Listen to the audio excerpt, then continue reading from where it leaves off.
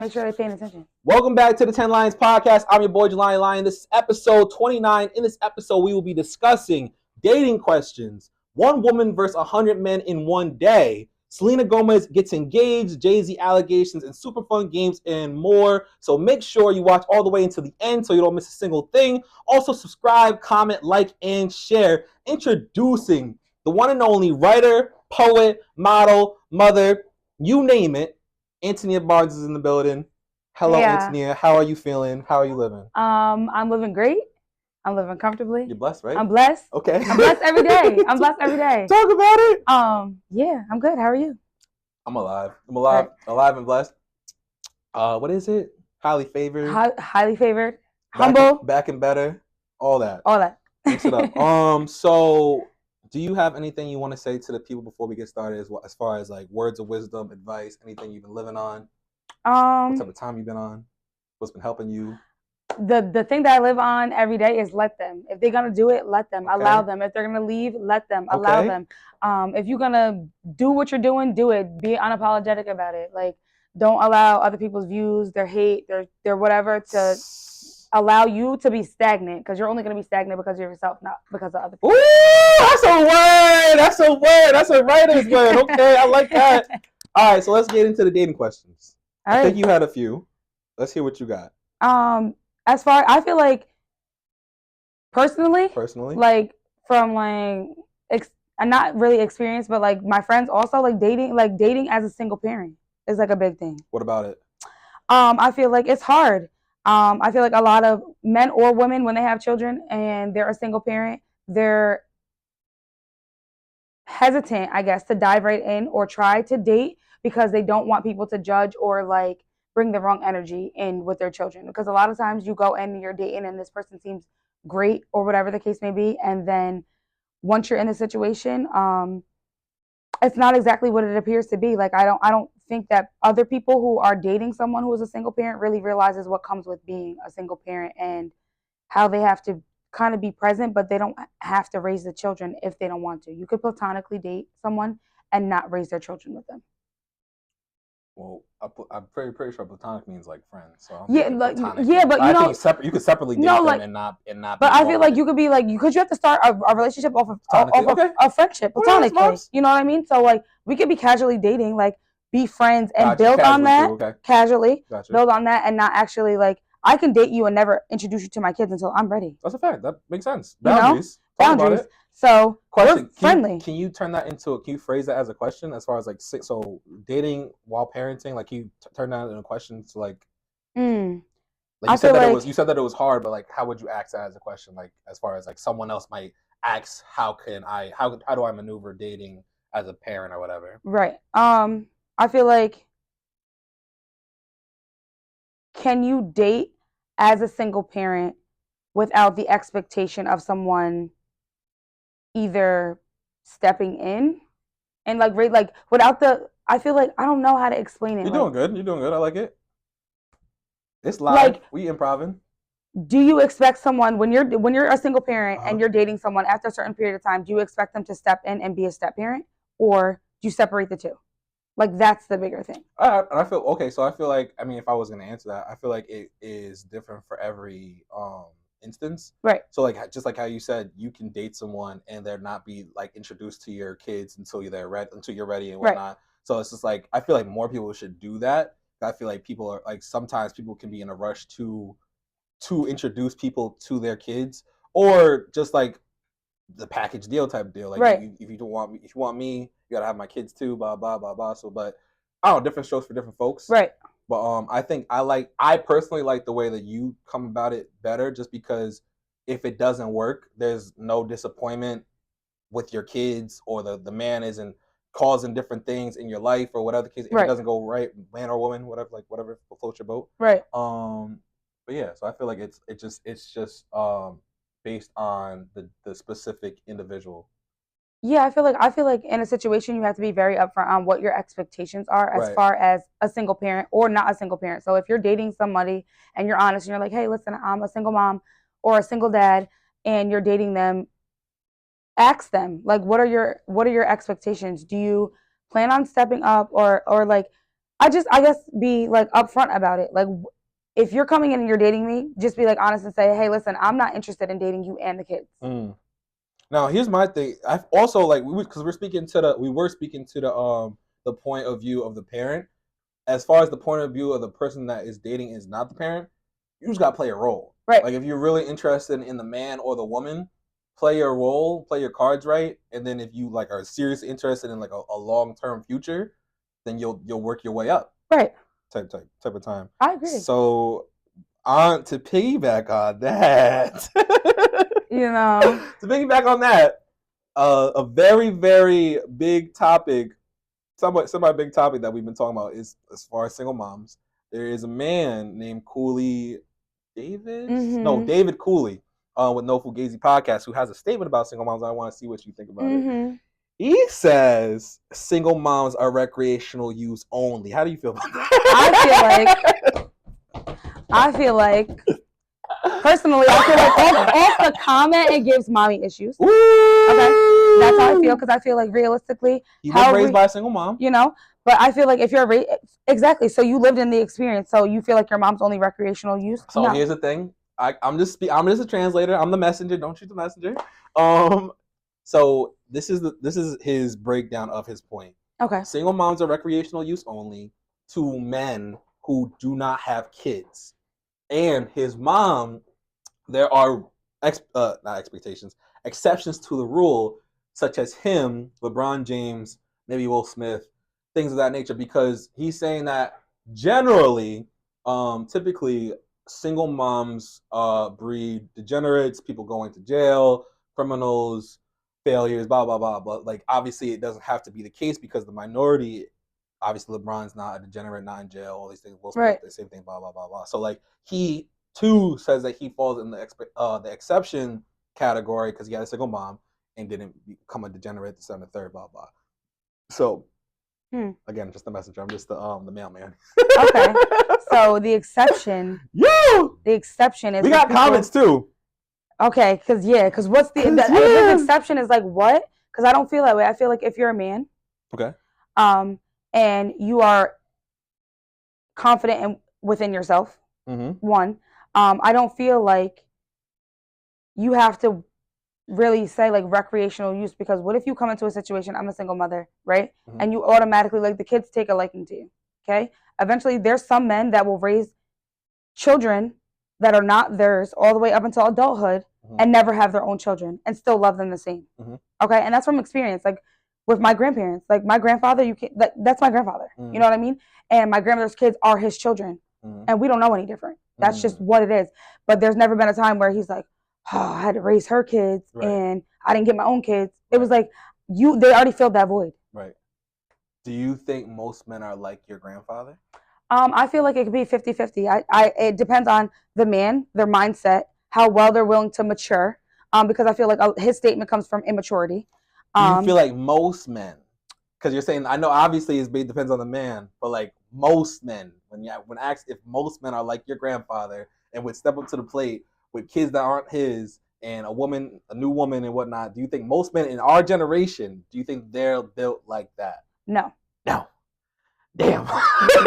Not at all. Not at all. Let's get to these comments. Nay Medley said, truth say that, I think back with our introduction. Avion Latibatier said, the person you date as a single parent should more than want to be a part of your kid's life. Damn, Devin. Hello. Thank you, Avion. Not necessarily to replace the other parent, but at the end of the day, the love has to be whole. Okay, Avion, talk to him. Thank you, Avion. Avion is this is exactly that shameless promotion. Avion is coming out with a dating app called Moment. So stay tuned for that. Follow Avion. But good shit, Avion. Nay Medley said there is no exceptions. Ooh, she said no exceptions. Got you. But yeah, so why'd you say that most men in our generation aren't built like your grandfather? The lack of maturity. Okay. The way that women perceive themselves. Like, I feel like, okay. The way that women perceive themselves or men perceive themselves? No, I feel like women perceive themselves as like, okay, I'm a single woman. From my experience, a lot of single moms are like, I don't need a man. I don't need this. You don't need it. It may be a want, Also, but I feel like they have something to prove. And when you bring a man into a situation where you feel like, okay, like I'm not expecting him to take care of my children. No, you may not be expecting it, but what if he's willing to? You need to allow him to want to do those things. Don't force it on them, because then that's where you sever the, like, they have no obligation. It's not their children. Allow them to want to do that thing with you. Okay. And if they don't, allow them to say that. Because realistically, like you said, like Avion said, they have other parents, whether they're active or not active. You've already been raising these children on things. So if you're bringing another energy in and they're willing to want to raise your kids, cool. But if they're not, cool, because you had those children before you met this person. So you can't hold them to this expectation of, you have to raise my children. Right. Because no, you don't. Right. That's a fact. You came into the situation dating me. That's it. If I allow you to be around my children and you guys build that bond, yes, I may want you to say, hey, we're a family. I don't want to say, oh, these are my kids and this is my, oh no, this is my family. It's totally different. So I feel like in this generation, no, I feel like a lot of guys are in and out. They just want either sex or they don't want the commitment. Right. Who wants a commitment if I already don't have it? Right. And then there's other men that are like, honestly, I don't care. Like, as long as I feel like, if you're treating me in a way that, like, I can treat you like a king and you're treating me like a queen, I'm going to be receptive to that. Okay. So if you're stepping in and you're willingly taking care of my children because you want to, but not crossing the boundary that they have other parents, because you need to respect the other parent. Of course. Period. Right. Then and in its entirety, it runs smoother. We all have an understanding. I think that makes sense. I think that makes perfect sense. Dawood Muhammad said he's in a relationship with one as we speak, talking about David Cooley. He said Cooley is a big time hypocrite. That's a fact. He is a big time hypocrite. Because he's I don't know, he made another exception. Because the woman that he's with now started out as a single mother. Okay. So he got with a single mother, but he said he's the exception to that rule because he had kids, and when you have kids, you have to move selflessly, not selfishly. Right. And then Dawood, you know this guy? Yeah. Is it Dawood? Am I saying his name right? It's Dawood, yeah. Dawood. He said, break it down, sis, and as you just got done breaking it down. So yeah, fire. So question. This is one last thing on Cooley, and then we can move off. Okay. So do you think a top tier man, would you consider a top tier man to be over 6 foot, have over 6 figures, and whatever your racial preference is, let's say black? Would you say that is a top tier man? No. Why not? I feel like genuinely, I feel like I don't care what you have. I feel like I care more about what you're willing to build together. Okay, so I'm not looking at what you got in your pockets, because if I have something in my pockets, it doesn't matter what you have. Okay, because I can provide for myself. Okay, but if you're willing to provide together, it's going to be a lot stronger. That's a fact. You know what I mean? So I don't feel like a man should, when you come in a situation like, I'm a woman, you have to pay the bills so that I could be soft. You don't, because I can pay 50-50 of the bills. Right. Like, even if it's rent, split it down the middle.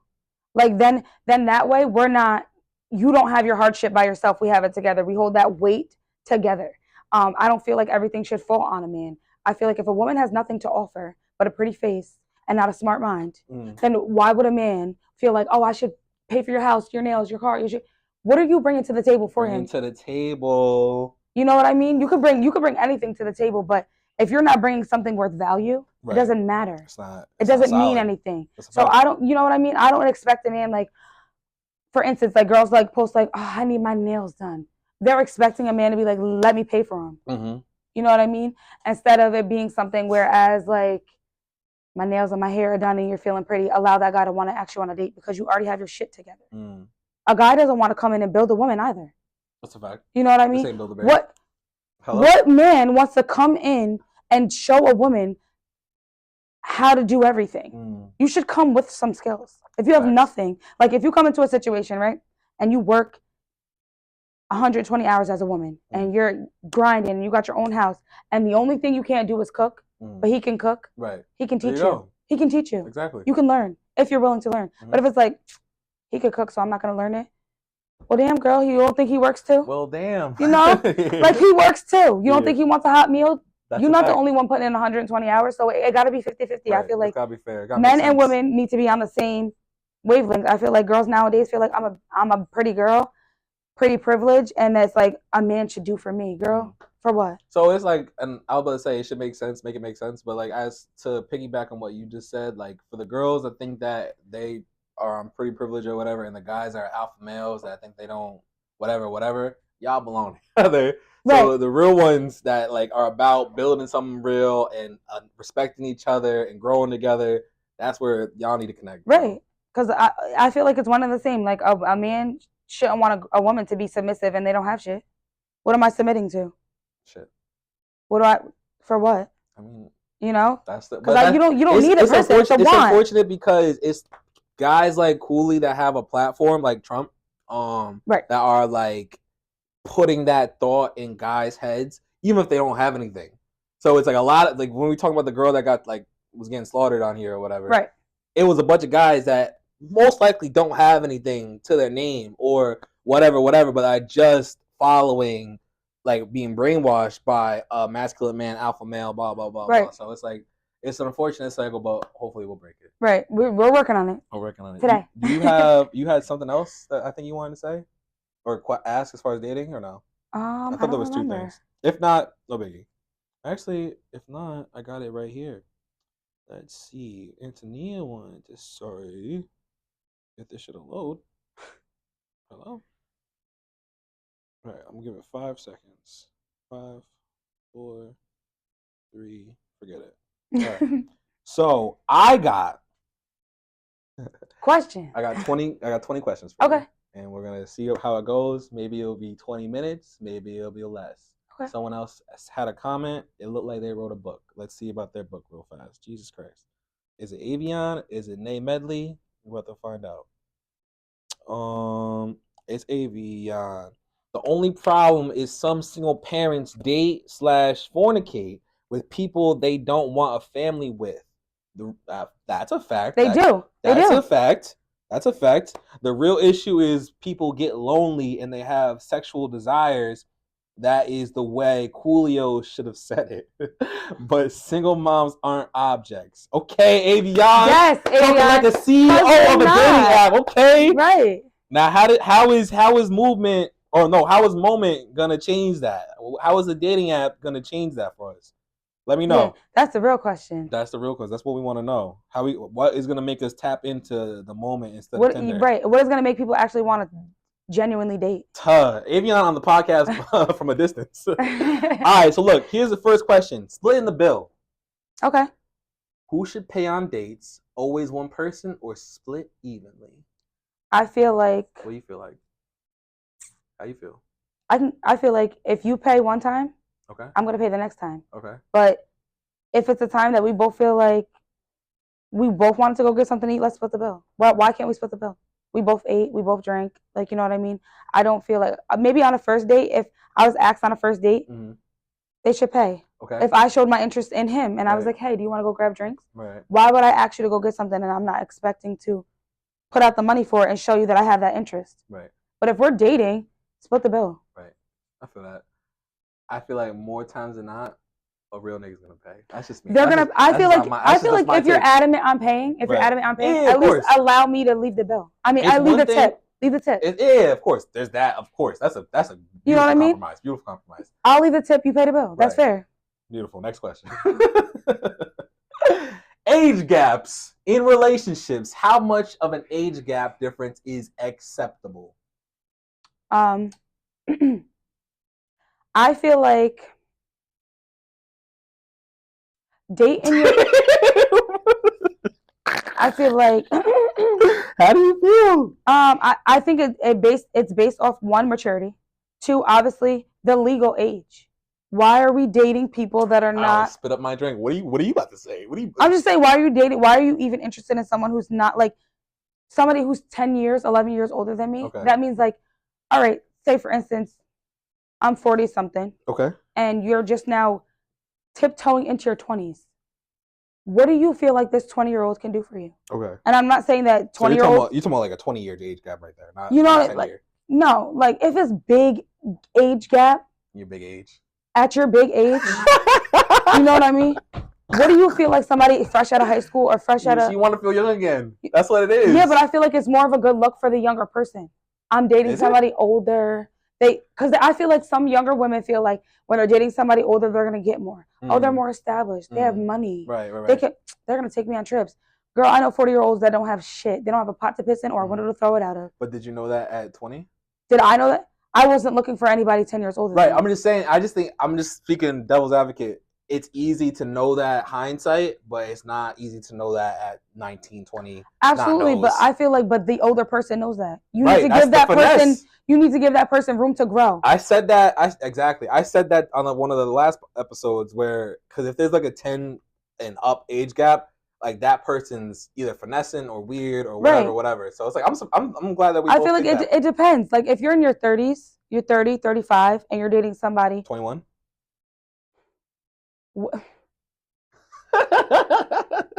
What do you guys have to talk about? Life, but what? Well, the weather, Netflix. I feel like sometimes it could be a little demeaning though. Drake and because Kendrick. You're 30. If this 20-year-old is not meeting the conversation intellectually, like you go say something about finances or buying a house, you think somebody at 20 years old is like, I want to go save all my money and buy a house right now because you're 35. Right. No. I'm not speaking for the old heads. Me at 20 years old, I could say the same thing. At 20, I was like, I'm living life. The only thing that I had to sit my ass down for was that I chose to have children earlier. So I had to change my mindset. But at 20, you never felt like you needed you wanted a sugar daddy? Hell no. Because I feel like most women say that. No, I don't want a sugar daddy. You've never felt that way, like not even like whimsically or whatever? No. Huh. Okay. Well, I don't want to give nobody's older daddy no sugar because I want to have fun. Okay. I mean, the sugar comes with some perks. It does or it doesn't. It does. The good sugar daddies is flying you out. You on the Turks and Caicos. Yeah, but then with a mimosa. You're in a foreign country with Jim Bob. Okay. Who you can tell what's wrong with Jim Bob? Is your sugar daddy. Like, you know what I mean? You're not getting anything genuine out of that, and then you don't understand why a man doesn't want to date you because now you have your expectation. My sugar daddy did it. I'm not your sugar daddy, and I don't have spare time and spare money to fly you out every country and every. If you're not bringing anything to the table, why can't you go work for it? You don't need a sugar daddy to give you money to do the things that you want to do if you had the mindset to want to do it. I feel that. You know? So back to the question, how much of an age difference is acceptable? Ooh. 5 years, maybe max. 5 years, maybe max. Max. So now let's rewind it because I feel like I agree. I'm with you 100%. 5, maybe. But I feel like a lot of us can also agree that our moms and dads aren't necessarily 5 years apart. Some of our moms and dads are like 10 years apart. Yeah, but we didn't grow up in their generation where there were people that they were younger and there was like, you're not bringing a man home unless you're married. Or if you went and got pregnant, you had to marry them. So even if that age gap was there, their father... They still be doing that. You know what I mean? They still do that. I feel like the apple doesn't fall too far from the tree. Okay. So if, for instance, Southern, like more down south, like they feel like if you're going to go get pregnant or you're going to do whatever, this man needs to ask you for your hand. Okay. And then they regret that years later, like, I done married somebody when I was 19 years old. This man was 30-something. I have 3 kids, and I see now that I'm a grown adult, I would have never seen a future with them to begin with if they didn't instill those things to say that. Now, are you talking about the old generation or like even now? Okay. Even now. Right. Like, I feel like some people will jump in and be like 20 years old and they're head over heels for somebody who's 10 years older than them because maybe they do have their stuff together. And then the relationship goes on and say they get bored. And they look back like, oh, I dated this 30-year-old and like they had so much more than, like, I didn't have any room to grow because they expected all these things from me. Or I had to grow up faster than I needed to. Well, yeah, because you're 10 years older. Well, that's a certain type of 30-year-old because there are those type of 30-year-olds that's like rushing you to grow, but then there are some like sugar daddy-ish 30-year-olds that have it for you. Yeah. Like ready and waiting, like, oh, we got a car, oh, we got a house, oh, we got this, oh, we got that. Yeah. Type of vibe. So it's like, are you saying that the older generation it's acceptable for like a wider age gap because of the newer generation it's not? Why would you say that? I just feel like it's the day and age that we're in. The maturity is coming later. I feel like physically the maturity is there. Like the girl could be 21 and she might look like she's 25 and she got a banging body, but the mindset is not there. So you're talking with the girl or just the girl or the guy? Okay, let's talk to the guys. You know what I mean? The mindset may not be there. Some men take longer to mature than women. Some women take longer to mature than men. It just depends on how quickly and how willing you are to mature. So what do you think that was not the case in our parents' generation? I do, but I felt like it was more of like this is what it is. Okay. That's a fair point. You know what I mean? Back in the day, it was like you respect your parents. What they say is law. Right. Some days nowadays, kids are like. I'm saying as far as they're dating. Yeah, like as far as they're dating, like do you genuinely feel like nowadays, like it's appropriate for kids at 13 to be interested in wanting to date a boy or have a boyfriend or have somebody at their house? I don't. But nowadays, there are kids that are 13. My daughter has friends that they're like, oh, her boyfriend is going to go to her house. At 13, that's a fact. I was still playing with Barbies. That's a fact. They looking crazy in the high school. They're looking crazy in the high school. In the middle school too sometimes. But it's what the parent feels like is appropriate. It depends on where you were raised. This generation doesn't. Their morals are a lot different than it was then. So you feel like the morals are more intact back in the day? I feel like the morals are also intact, but again, it just depends on what you were raised on. Right, I feel that. What you the only thing that I question is that I agree that the morals are more intact back in the day. There wasn't social media, all that good stuff. But if that's the case, I still think even back in my opinion, I still think back in the day, if you're 10 years older than you're thinking from a woman's standpoint, from like an older woman speaking like messing with a younger man. I'm speaking of on an older man messing with a younger girl or whatever. Same thing. But like, cause like it's not the same, because I feel like a woman is more likely to, especially an older woman, is more likely to quote unquote rush a younger man to like leveling up or being older than he is. I feel like an older man has his shit together, so he stands apart from the younger people that she's accustomed to, her peers or whatever. Right. But he's doing something wrong if he has to go to a 21-year-old instead of his 35-year-old women, right, or whatever. So it's just I feel like the older men are also looking for what's more appealing, what's gonna look good on my arm. Yeah. I mean, I agree, but it's also weird. Like you could find a 35-year-old. If you're 35, you can find a 35-year-old that's on your arm. But 35-year-old women are applying. I feel like at 35, some of those women are more like I said, I have my own money, I have my own thing, so you're not a want. You're not a need, you're a want. Okay. So with that being said, yeah, older women are going to apply more pressure to that older man. Right, accountability. What are we doing? How are we elevating? They don't want to hear all that. An older man is not going to hear that from a 21-year-old woman. Facts. We're going on vacation. He bought me a car. Okay. So is that a similarity between this generation and the old generation? Because there has to be a similarity. Yeah, there's definitely a similarity. There has to be something in common, because that like we chopping it up. We breaking generational curses over here. I know. Alyssa Michelle is dying here with laughing emojis. She said maturity is definitely a requirement with age gaps. That's a fact. Shout out to Alyssa. Stephen? We're going with Stephen. Going out to eat is not a date. Come on, Stefan. You can't go to Cheesecake Factory and call it a date. You can't go to like. I feel like there's 5-star restaurants for a reason. That is a date. That's crazy. That's like saying a picnic is not a date. We're still eating. We're sitting down and we're having conversations. According to Stefan, it's not.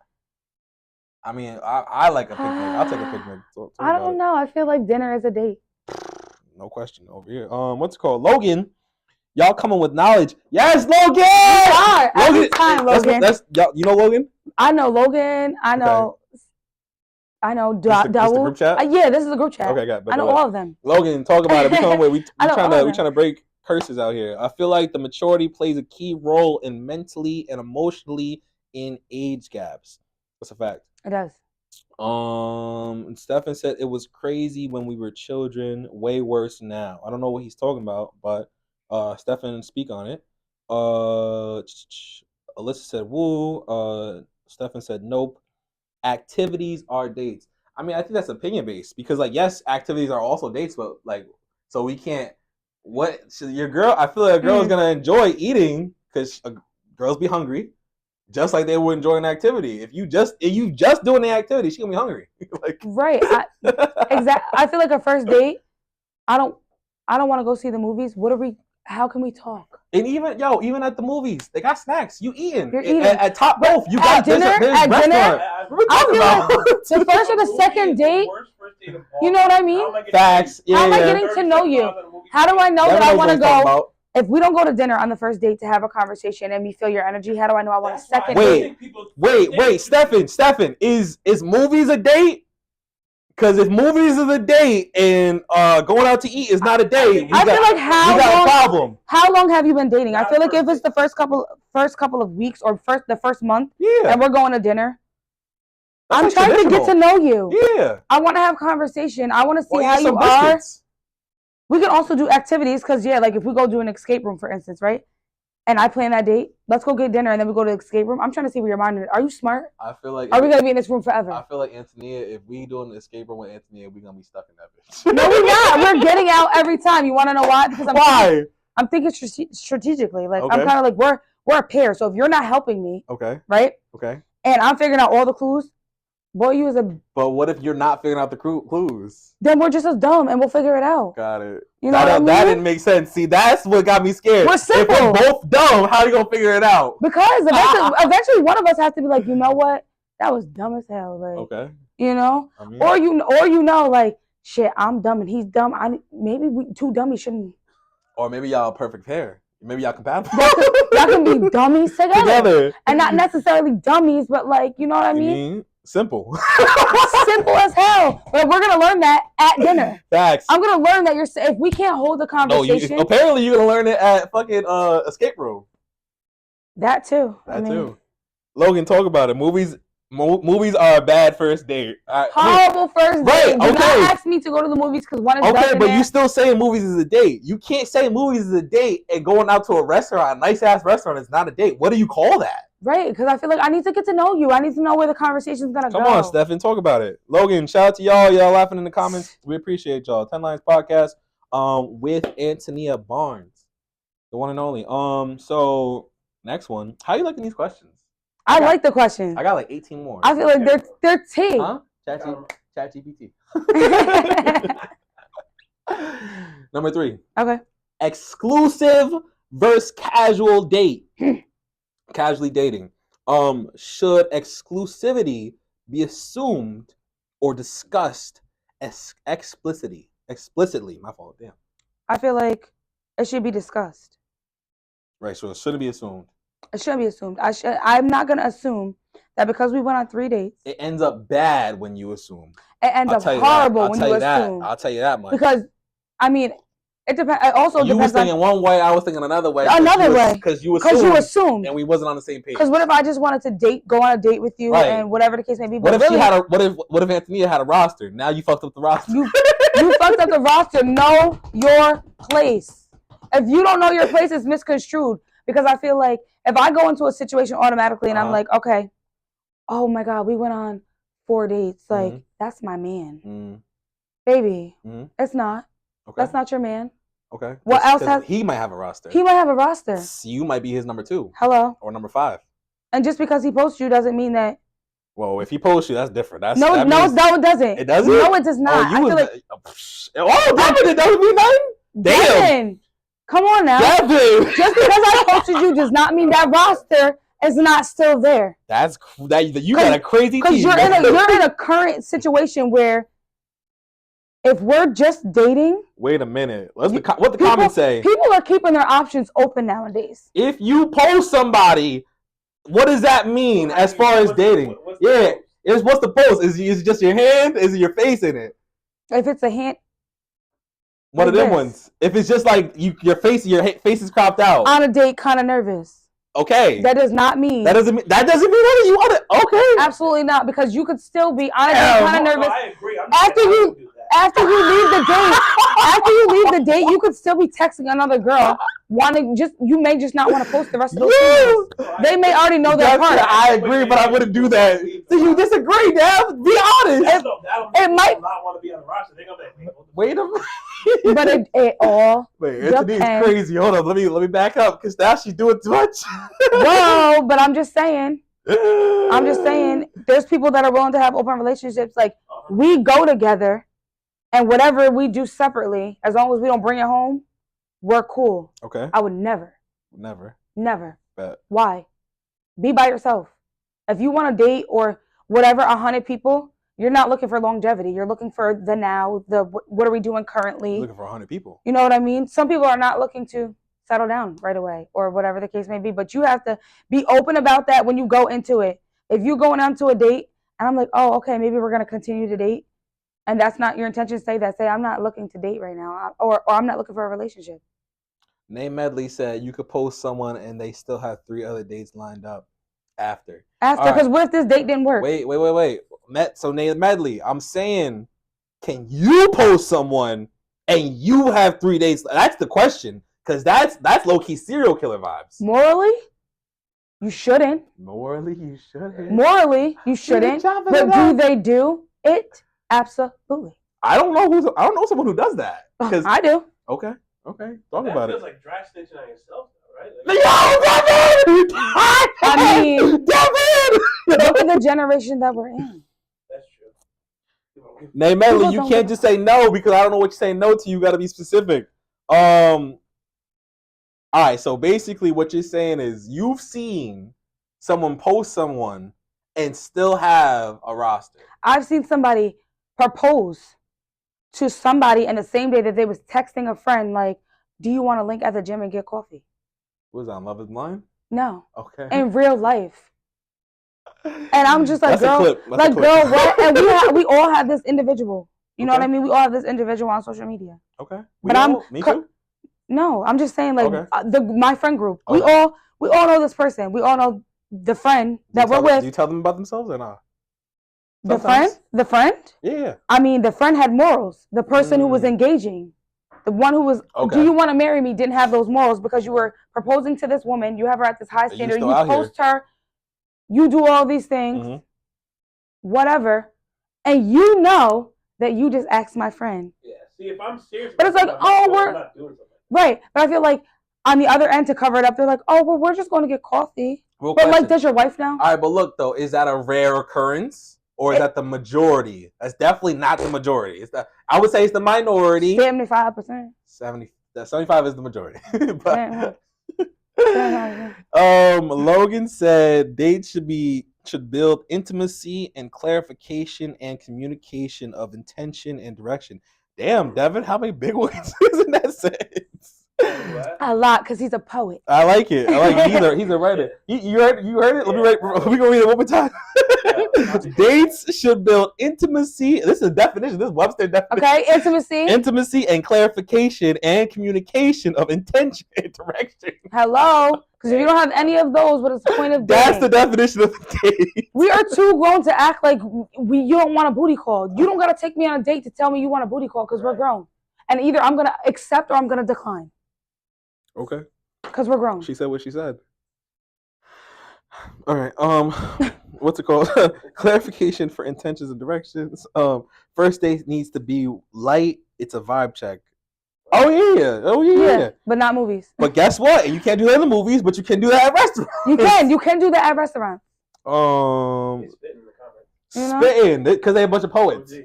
Hello. Alyssa said some people like to vet multiple people though. I don't know what that means. Oh, so basically what she's saying is somebody who has a roster, they're vetting all of these people. We're not all. What does vetting mean? Vetting means. I'm old. Okay, so vetting basically means like you're building them. You're getting them ready for what you want out of them. You know what I mean? So say, which is obviously not the case, but okay, say I had 4 interests. Okay. Damn. All 4 of these people don't have the same qualities. Okay. Right? But can I build 1, 2, 3, 4 of them to be what exactly I want? Can you? Probably not. But one person may fall in line. Okay. If I'm just dating, if I'm just dating, no harm, no foul. No harm, no foul, because I might have went on a date with you, right? And it was a vibe. I might have went on a date with Devin and he was cool, but that's my bro. Okay. Because I didn't get that from you. We didn't have the same chemistry that I got with you. I feel so that. We're just dating. I mean, in a relationship, no, you probably shouldn't keep it where it's supposed to be. You're in a relationship. But if you're just dating with no commitment and no sexual attachment, you're dating. And what's called no assumptions. No assumptions. Let's see what Stefan has to say. Stefan been the odd one out. Stefan, I feel like a lot of people hide behind the restaurant. How? They hide behind the calamari. And if I don't even like he's calamari. spitting poetry right now. And if the conversation, you should use this, bro, Stefan, use this as a poem because this would be a fire poem. I'll be like, you know what? He'll have it ready by 5. Yeah, yo, but I'll be like, you know what? I'm not gonna take my next girl to a date or on a restaurant. We going talk off. And if the conversation is trash, you just wasted cheesecake on shorty. Nah, let's hit the escape room. Yo, but you could have a trash conversation like in Top Golf. Escape rooms are different. But you can have a trash experience in the escape room if they don't know what the fuck they doing. If they're like, oh shit, I'm like, what if they have bad anxiety? They start like buckling and down. And they have a meltdown. Yeah, that was a waste of an escape room. You don't know that at dinner. You're gonna know if I got anxiety at dinner because the conversation is weird. Yeah, it's calm. It's calm. You know, like, no, waiter, we'll take the bill. Exactly.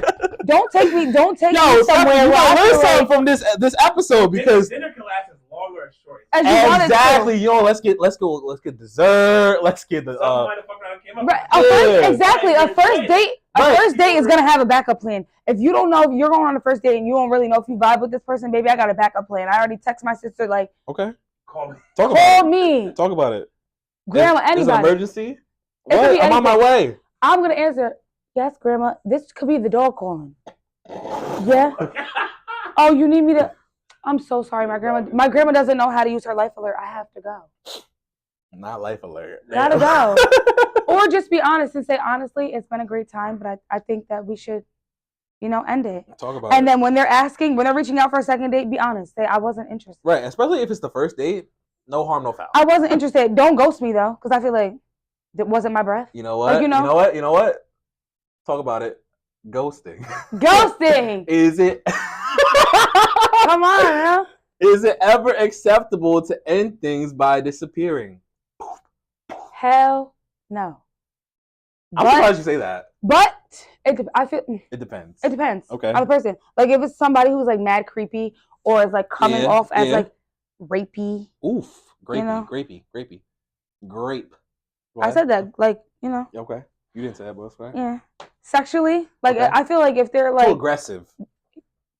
Block. Okay. I don't ever want to talk to you ever again because why are you being that way? Right. Like don't try to force me to do anything I don't want to do and I don't know you from a hole anymore. Of course, consent is key. Consent is key. Okay.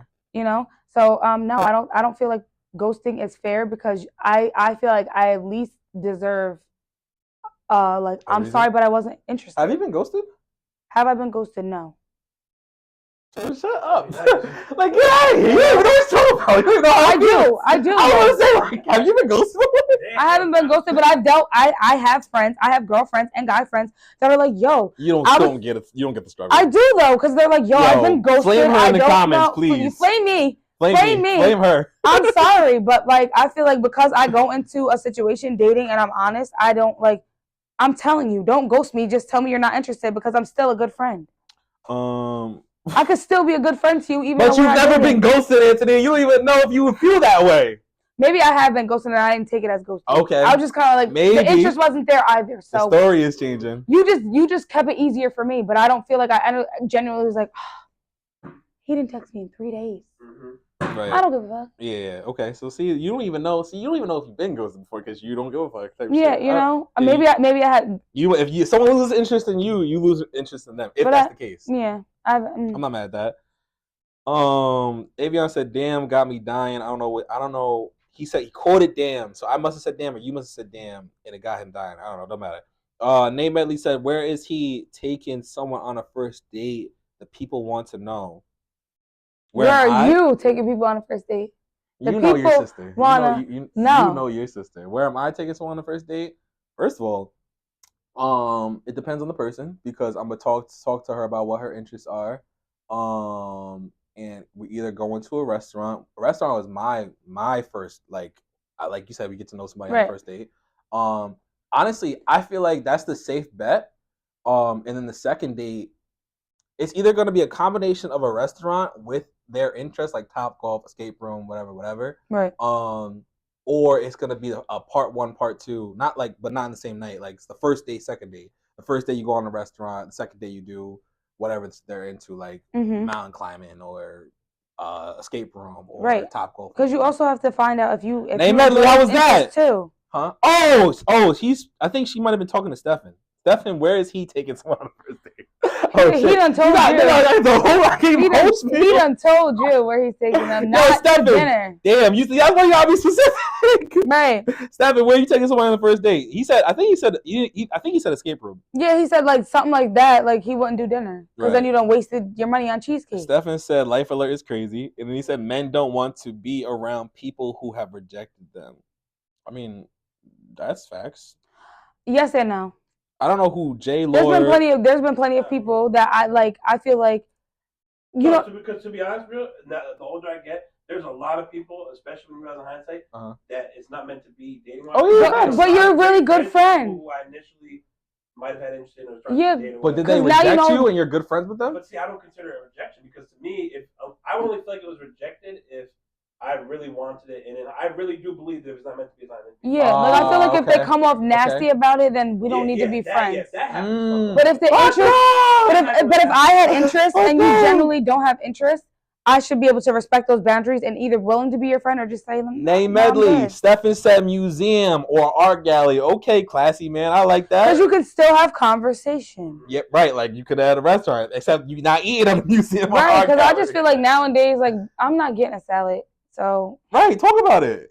I'm about to eat this pasta. I might reach over and say, "Can I get a piece of your chicken?" I'm not about to sit here and be hungry, and then you want to go run around. Nope. Right. Famished. That's why you gotta have part A, part B. Not doing that. Hilarious. I don't know who J. Lord Jen. I don't know. They got like some type of username. They said 120 plus victims. I don't know what that means. And then they said no baby oil.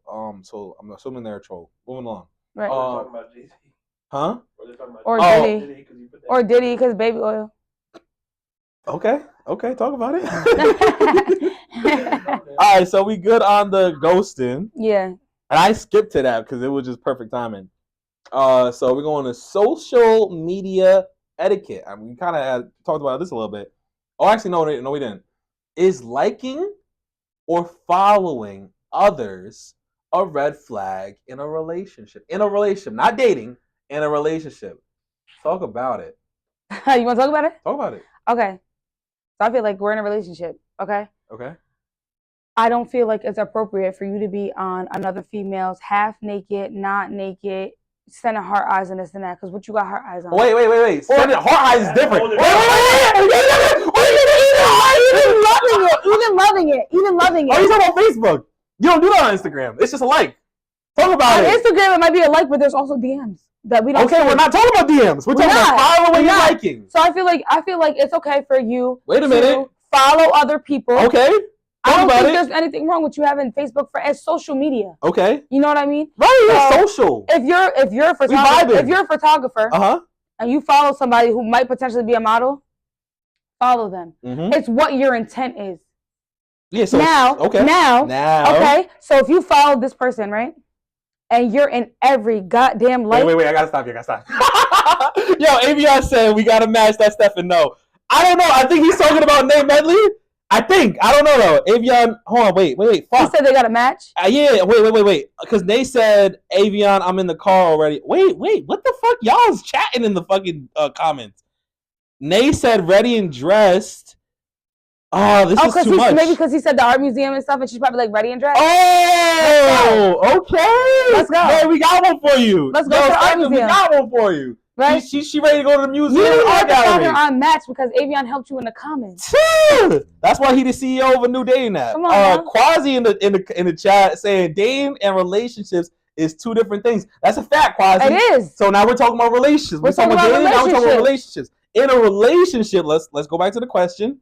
In a relationship, is liking or following others a red flag in a relationship? Okay, it's a red flag. Wait, You just said DMing was a red flag. Like you said, like the heart and pictures. And I shit feel like like you can follow somebody. It depends on the intention. Okay. You know what I mean? So does it depend? So if you're does like it depend on the intention or the motive or like the action? The action afterwards. Yes, the action after that. So if it just sticks to liking and following. If you're liking them and following them, say like you have a podcast and you're chiming in, and I chime into your podcast every week. Does that mean that I show interest in you or whatever the case may be, or do I have interest in what you're presenting? Okay. As far as like we're in a relationship, so you like a podcast and I don't, so you enjoy that. Mm-hmm. You're following them, cool. But if you're like on every picture that she posts and her butt's out or the man got his shirt off, we're in a relationship. Why are you on every goddamn post and you're not on their regular post? They might be posting about how their grandma died and you didn't love that. I mean, probably they did though. They probably did like it. No. They probably did. Probably not. Because especially if they're tapped in, they probably did. They probably yes and no, but 9 times out of 10, it's like, oh, they're liking every picture that the girl posted with their breast out or their butt out or just a regular picture, but they're definitely not liking their regular post. There's not a post that she posts like, oh, I'm stressed today and whatever the case may be. They're like, love.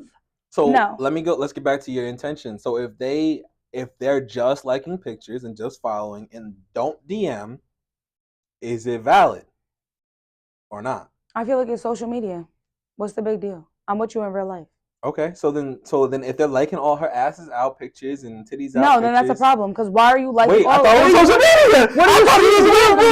What happened? What are you seeking for? You're seeking for something. No, she's liking. He's following and liking. He's not seeking. He's following and liking. It doesn't matter. It's social media. If you're liking every picture, if I post a picture every couple of days and my ass is out, but that's the only thing that you like. If that's the only thing that you like, and I post other shit. You are looking for something. You are looking for something. Now you that, but and I can say that from a man and a woman's point of view. I'm not assuming. I would ask. Oh, so now you ask. I'm seeing the repetitiveness. If I'm seeing the repetitiveness, because we know on social media, if I'm friends with you, but I'm not friends with them, I can still see that you might have commented on something. You know what I mean? So if I'm seeing a repetitiveness, I'm gonna question it. Is there a reason why you're liking all of her stuff? Quasi said AV doing the work off the app. That's a fact. yo, Quasi not Quasi. AV getting data right now. Quasi said, unless there was a something there between the two, there should be no issue. Right. He's saying basically, unless it didn't get to DMs or an interaction, there should be no issue. Absolutely. People still are allowed to be attracted to other people. He's speaking for the men. He's speaking for the men. Yeah, he's speaking for like. Absolutely. Don't get me wrong. If I'm out with my partner, and we see a girl, and I'm gonna be like, babe.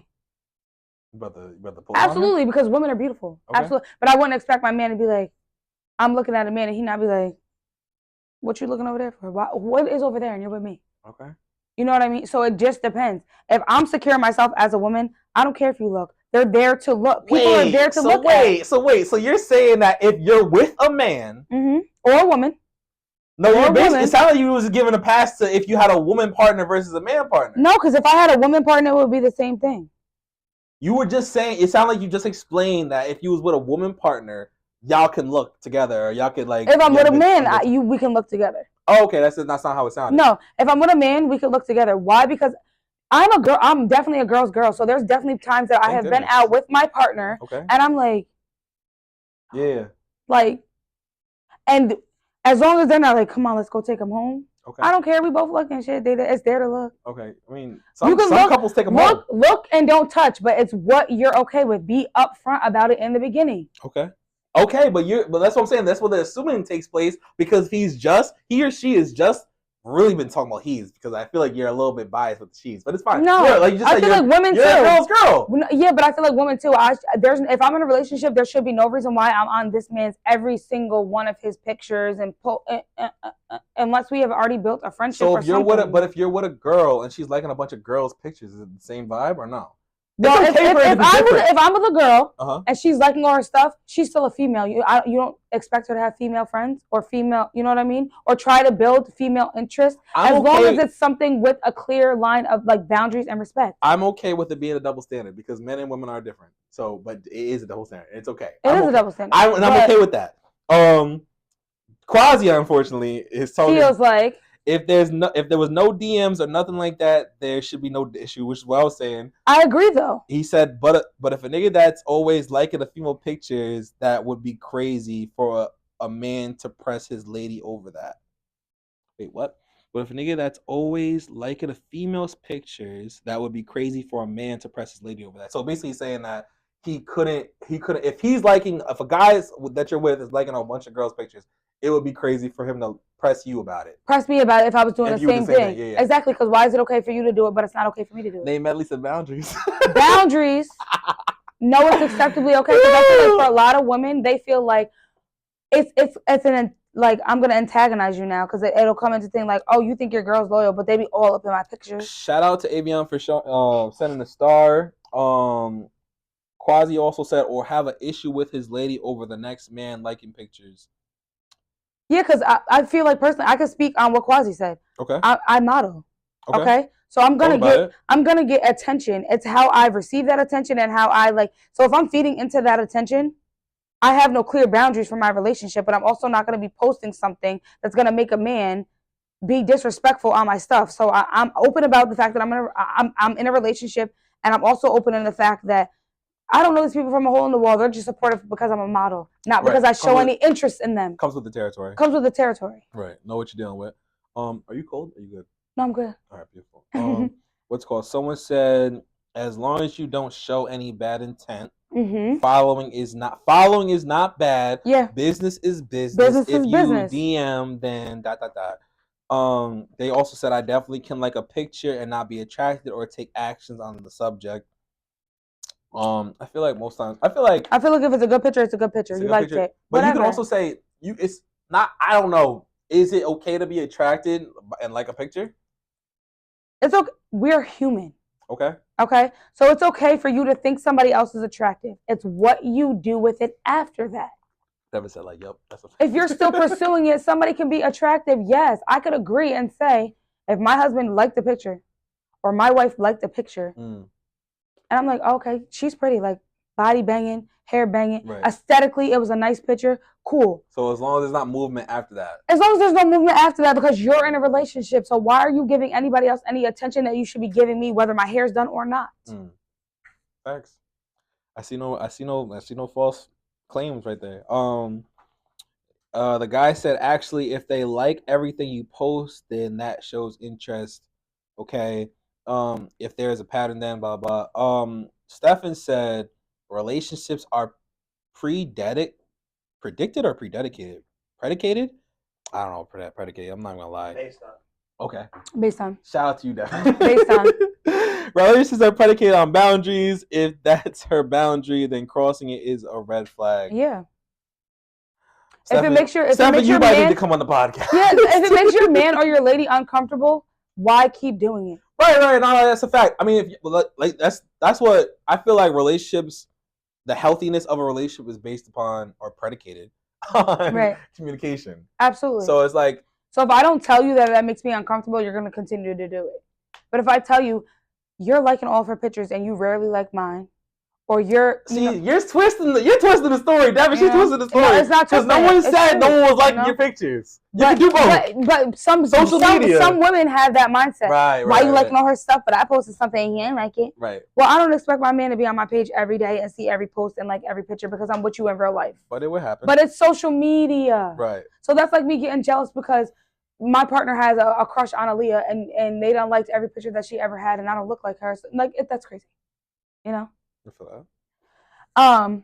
So it really just depends. It's social media. It's social media. It's social media. At the end of the day, as long as you respect the boundaries, it's cool.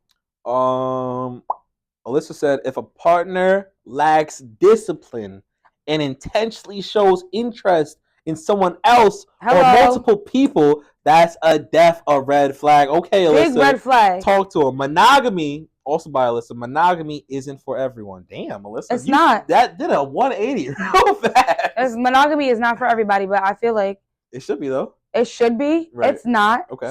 So be honest about it. Okay, facts. If you know you're a cheater, just say that. Damn, okay. Stefan said, look first, put me on. I think he was talking about Nate Medley. Hopefully we got a little something right there. And then he said, "Really ain't." I don't know what that was in regards to. The other guy said, "That's true, but people get the poly relationships effed up." They do. They do. They do. I feel like they glorify poly relationships, and it's just like, Oh yeah, it's not. It looks corny, to be honest. it's corny. Like Neo and his like 3 girlfriends or whatever. That's not a vibe. Like, it depends. Like, it's a vibe. It's a vibe, but it's not. It doesn't look like a vibe. Genuinely, some people actually used to go into poly because they feel like another person can help them build on whatever the case may be, and the more the merrier, and we could raise a family together, whatever. Cool. Other people just do it because they want their cake and they eat it too, and they don't want their main female or male to feel some type of way. Talk about it. We covering a lot. How long have we been chatting for? Like 20 minutes? 30 minutes? We've been covering a lot. Oh, but Stefan says she's speaking facts though. Talk about it. We haven't even got through 10 questions. We got into like 5. Dating apps, shout out moment. CEO Avion Latibatier. Dating apps, are they beneficial or detrimental to modern dating culture? I feel like they could be beneficial. You could find the love of your life on a dating app. It's just what you're on there looking for. If you go on a dating app and you're just looking for coochie, that's everywhere. But if you're going on a dating app to genuinely date and know somebody and grow with somebody and longevity, that's gonna come when you're dating. As long as you don't assume that it's something that it's not. So it's based on the intention. It's based on the intention. I feel like I can go on a dating app and have regular conversations with somebody.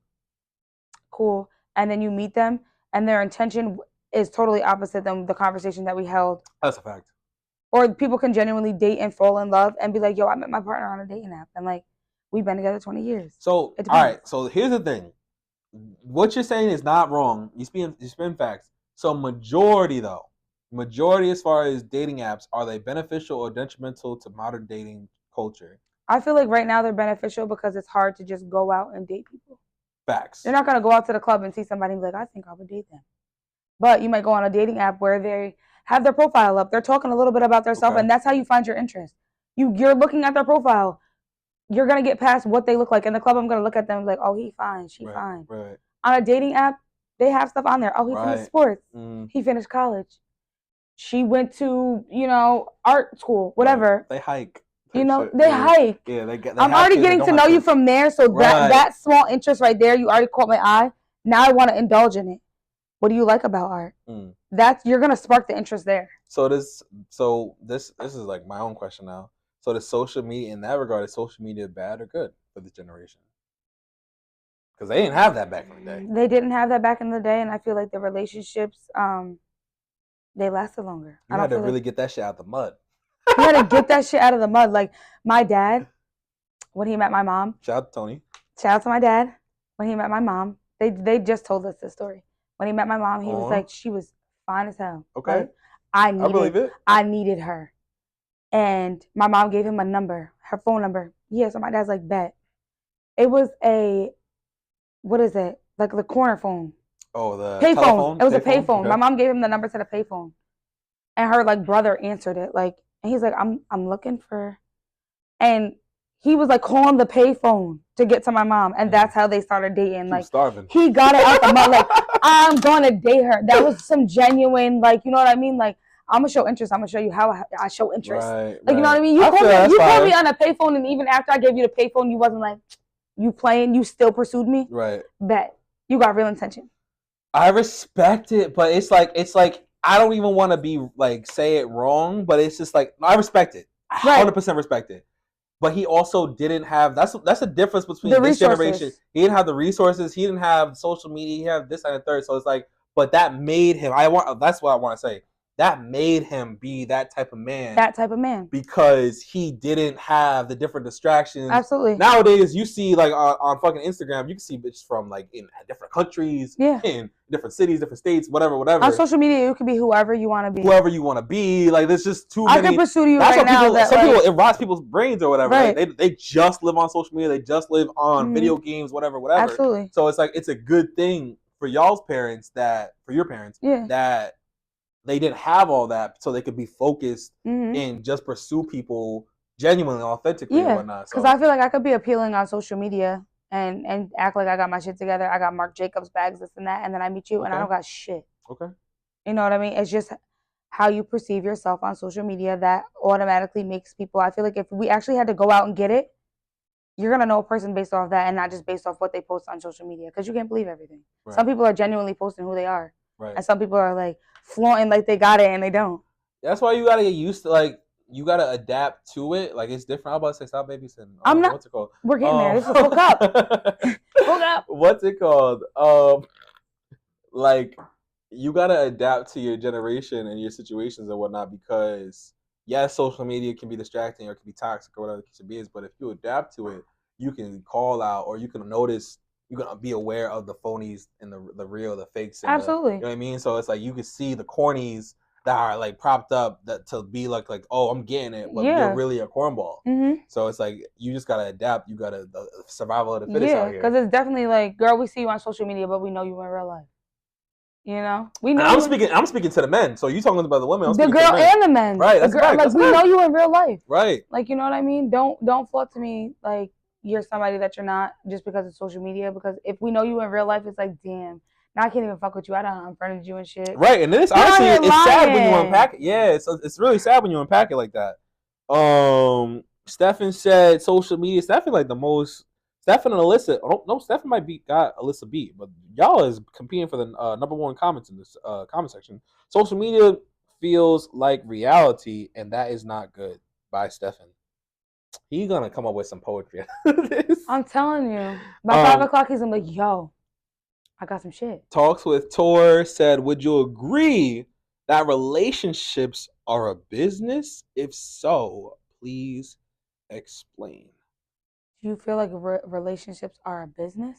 If so, please explain. I would say for me, no, but I could see how someone else would say they are.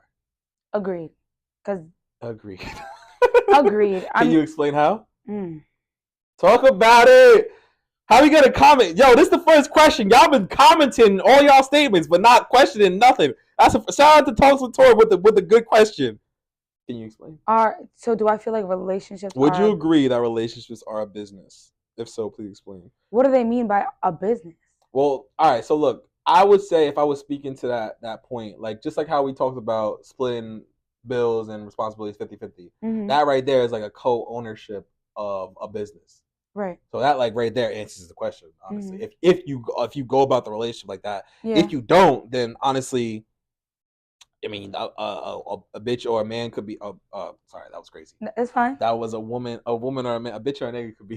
Right. Just clarify. A bitch or a nigga. Let's be clear. A bitch or a nigga. Yeah, facts. Talk about it. Could be a bill if they're not splitting it equally. So it's like either way. There are definitely people. So they're definitely that could be a bill. So it's definitely a business whether y'all split it 50-50, like equal co-owners and whatnot, or you're a bill to the business. Yeah, you're another responsibility. So like technically, it really relationships are a business. What you're looking and y'all can get money together. Exactly. It depends on what you're looking for. Talk about it. Talk with your. If you're coming in the situation and you're kind of like, I'm the breadwinner and I want to be the breadwinner. I only expect these things from you. Can you say they're a business? No, necessarily, because you're basically telling me I don't gotta work. Talk with Tor said that's what I mean. Partnership fire. I appreciate you for the question. Talk with Tor. Darian McCargo Johnson, for the first time in 10 Lions podcast history, is in the comments. He said, but he's coming at Talk with Tor. Relationship is not a business, but marriage is a business. Okay, what's the difference? A piece of paper. A marriage is legal though. That doesn't matter. A marriage is it does matter, because with a marriage it's a piece of paper, it's legally binding, and if y'all divorce, y'all gotta split shit up. Prenup. Like, right. Well, what I came in this with, I'm gonna leave with. How you feel about a prenup? Wait a minute. I feel like it depends on the person. I feel like it depends on the person. It depends on the absolutely, because if I came in and I'm fully established, and you're not fully established, and I'm not looking for you to be, because I can build on that, and we build something great together, and we decide to get married. It's ours. We built it together. Okay, so if you get with a millionaire and he wants a prenup, valid? Yes. Okay. Why? Because that was your shit. You had that before I came. Talk about it. Why am I entitled to anything you bust your ass for if I didn't bring nothing to the table? So it doesn't matter. Put a ring on it? Doesn't matter. If you're a millionaire and I didn't come in, I'm not a millionaire also, you think I'm going to expect when us to break up? Well, we broke up, so we should just, here's my million, here's your million. No. I don't feel that way. I feel like whatever I came in the situation with, if we didn't build anything together and then we get married, when I leave, whatever I came with, I'm leaving with. Here's my thing. I get what you're saying, and I don't mean this offensively or anything because we've been on good vibes, obviously. You haven't been a wife before. So if I was a girl, I'm not saying what you're saying. I get what you're saying. What you're saying is morally right. But hell fucking no, if you're a millionaire, I'm not signing no prenup. Why am I entitled to your millions? Because first of all, why the fuck? Because I'm be like, why the fuck you need a prenup if we gonna be in this till death do us part? But sometimes, yeah. But I feel like if you're looking at it like that, it's kind of like you were looking for a come up anyway because you're a millionaire. So why do I need a prenup? You know, in the back of your head, for no reason. If shit don't pan out, you're so adamant on like what I need a prenup for. Because if shit don't pan out, why are you even thinking like that? Why are you even thinking like shit not panning out? Because like that's life. Because that's life. She talking like a millionaire. That's what she do. No, people grow apart. Okay. People grow apart. So after, say we were together 25 years, and we just decide like after 25 years, like it's just like we're happier as friends. We've grown that friendship. We can part both ways. Okay. I don't need to leave with your millions. I didn't come with that. I should have built in that. Listen, Linda. So you're saying you got with a millionaire. You got married to a millionaire. You've been in a relationship with a millionaire. Now you getting married to a millionaire. Do you feel like you came up? Did you or did you not come up? Not even do you feel like. Did you or did you not come up? If you get with a millionaire. If I get with a millionaire, I came up. Okay, you came up, right? Yes. There's more to it? No, let's stay with that. We are. Okay, so you came up. So you're gonna block your blessings that God presented to you because that's your come up. It's not my blessing. Because 9 times out of 10, if I'm you feel like your partner isn't your blessing? I feel who like you get married to isn't your blessing? I feel like my partner is my blessing, but I'm not coming in looking for your pockets. I should be coming in looking for what your intent is with me. You didn't come in looking for it, but you got blessed. You got blessed with it. Yeah, I got blessed with a millionaire, but that means like I don't know. You are Mrs. Antonia, a millionaire. So are you gonna block your blessings and like if the shit goes left? You see how that sounds though? I'm Mrs. Antonia Millionaire. That means that now you guys are only gonna know me as Mrs. Antonia Millionaire and not Antonia. Because that's who I was before you were a millionaire. Before I met you, millionaire. Debatable. I came in as Antonia. So if I didn't come in with the intention on like he's a millionaire and you're like, yes, I'm a millionaire and I want you to be the greatest version of yourself and I don't care what you came with and I don't cool, because you're looking to also build and invest with me. Okay. But I'm not entitled to whatever you had if I didn't have it when you came. Okay. So whatever you want to do for me, do it genuinely, but I'm not looking for it. I get you. What you're saying is morally right. I'm first of all, if I'm your brother, I'm like, yo, you're acting. Get the money. Yeah, get that bread. If I'm your manager, if I'm your brother, your manager, your accountant, your dad, I'll be like, yo. You don't need to sign that prenup. If he loves you, you don't need to sign that prenup. Maybe. Because if he's gonna pour into you for you to build your own shit, okay, now you're a businesswoman. You've been a businesswoman. So talk about it. But he's pouring into me already. Okay, so there's no reason to block that opportunity if it presents itself. Yeah, but if y'all go left, you are owed something. I'm still not looking for a prenup because I feel like if we divorce, right, and I fall flat on my ass, I was gonna fall flat on my ass anyway because I ain't come with shit. Hey, you are a part of the minority that thinks that way. So I respect it. I respect it because it's real shit. Because if God wanted me to elevate and be with this millionaire, it's going to work. And I don't have to worry about a prenup. But if you want me to sign a prenup because you know that I didn't come with shit and I wasn't shit before you met me, but you was willing to invest in me, then cool. Then I need to be okay with the fact that I didn't come in with anything. I didn't build anything. So when I leave, I'm not leaving with shit. Someone said we cannot say that to Dre and Michelle. I'm sure you know that the Lord better than I do. No, break it down because I know Dre and Michelle. I know she's with a youngin' NBA star. So what does he mean by that? Because you know the backstory more than I do. I don't. Oh, okay. It seemed like you did. Anyway. I don't. Liana Kim said, what if they had the money already, but when you came into the relationship, you poured into their business somehow and you made his business better. I want something for what I did. If you talk about it, okay. Yes. So if if you have a small business, right? No, millionaire. A millionaire? Okay, we're talking about a millionaire. And you made him a multi-millionaire. If I made you a multi-millionaire, then yes. Run my coin. I do. Morally, Morally, I'm still gonna sign a prenup. Why? Because I can't. You were already a millionaire, and yes, maybe I helped you elevate that. I might have helped you elevate that part of it. Give me my recognition. So, like, if my name's on part of your business, don't count me out. But as far as your millionaire money, I don't want it. Okay. The extra that comes with it, morally, I mean, break me off what I helped you do. But I shouldn't have to be like, I helped you do it. Why do you have to convince them if they already know that? If we're divorcing and whatever the case may be, and I know, again, I didn't come in here with shit but thoughts to help you elevate your business. You still had that business before I came. Yo, Anthony, I'm be honest with you. You are a real one because shit. You still had that business before I came. Most bitches. I might have made that business better. Right. But if that was the case, why didn't I come with a business too? Hey, you talking like a real nigga. I'm not gonna lie, because most bitches will come into the equation. Why didn't I come? Not bring nothing, not add nothing, and take their 50% and dip like so. I don't know. Darian McCargo Johnson said, marriage is legally binding document, and prenup not always a thing that can happen because some females feel it's deserving, especially if they may not bring money, but they taking care of home. So you feel like because you cook and clean, you're entitled to their money?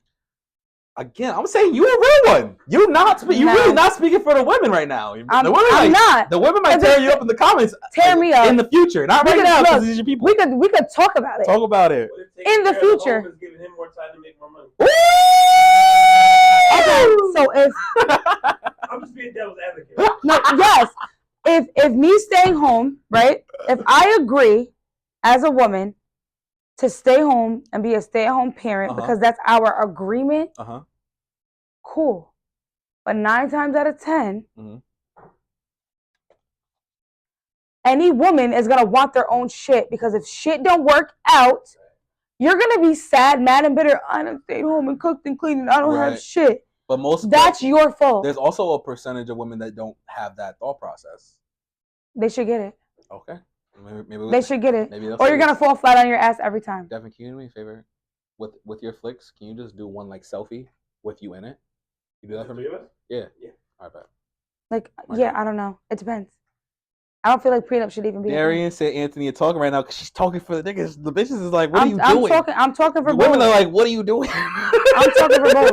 Like, that's just like saying that you don't feel like a woman should propose to a man because that's a man's job. No, it's not. Because if I love you wholeheartedly and I'm ready to take that step with you, then I should be willing to propose to you. Wait. Oh, Anthony. Oh, my God. It's the same thing. Come on, Devin. Oh, my God. It's the same thing. No, it's... Oh. It feels like this is a clip. This is a clip, obviously. But like that, Anthony... You doing bad for your gender. I'm sorry. Okay, bet. I'm sorry that I feel like girls should have a better head on their shoulders if they feel like. So you feel like women, if they want to take that step, they should be the one to propose? I feel like there shouldn't be gender roles. I shouldn't feel like women should go into a relationship feeling like, oh, this man better propose, whatever the case may be, because what if he does love you until the end of this world and he doesn't know if he's ready to get married or he doesn't know if you want to get married? All right, let me, I'm going to say this because, and it's not putting Anthony on blast because obviously we've said it a couple times. Anthony is bi. So she's speaking from a bi standpoint.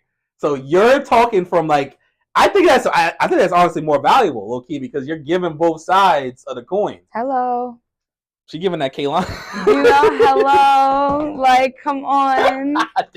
Like. Avion said Nia talking facts. Nay said Nia is definitely talking facts. Jelani hearing all the words he's ever wanted to hear. Yo, Avion's an idiot. I highly doubt they're gonna really. Avion, you're not wrong. Comments, it's the truth. Yo, all right, we gotta get on to the next question because this is the whole clip. Quasi said for sure the perspective of coming up is crazy.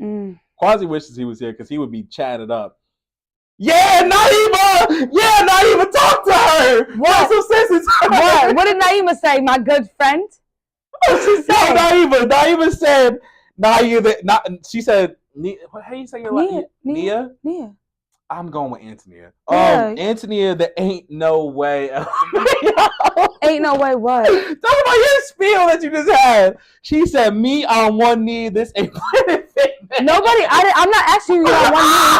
I'm not asking you to get on one knee. Yo, I'm not asking you to get on one knee, but I feel like it's a 50-50 thing.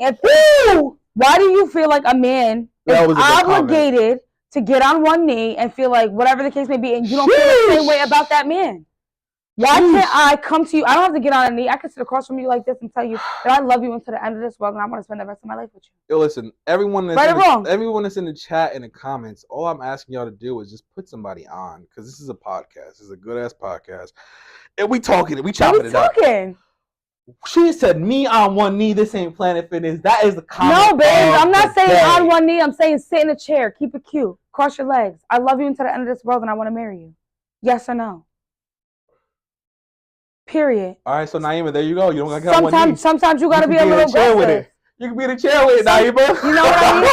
A man's not always going to be assertive. And they're also not going to know after, some men won't step up after a few years and say, I want to marry you. They may want to marry you and just not do it. Take the first step. You'll never know. And speaking of the first step sometimes start on the dating app. Shameless promotion moment by Avion Latibatier coming in December or January. Right. We're working on it. Sheesh. All right. We haven't even gotten to the 10th question. There's 20 questions. I told you it's either gonna be 20 minutes. It's looking like 20 hours. All right. So look, the next question is infidelity definitions. What counts as cheating? Emotional, physical, or even online interactions? Question mark. Let's talk about it. Okay. In a relationship, you have boundaries. Mm-hmm.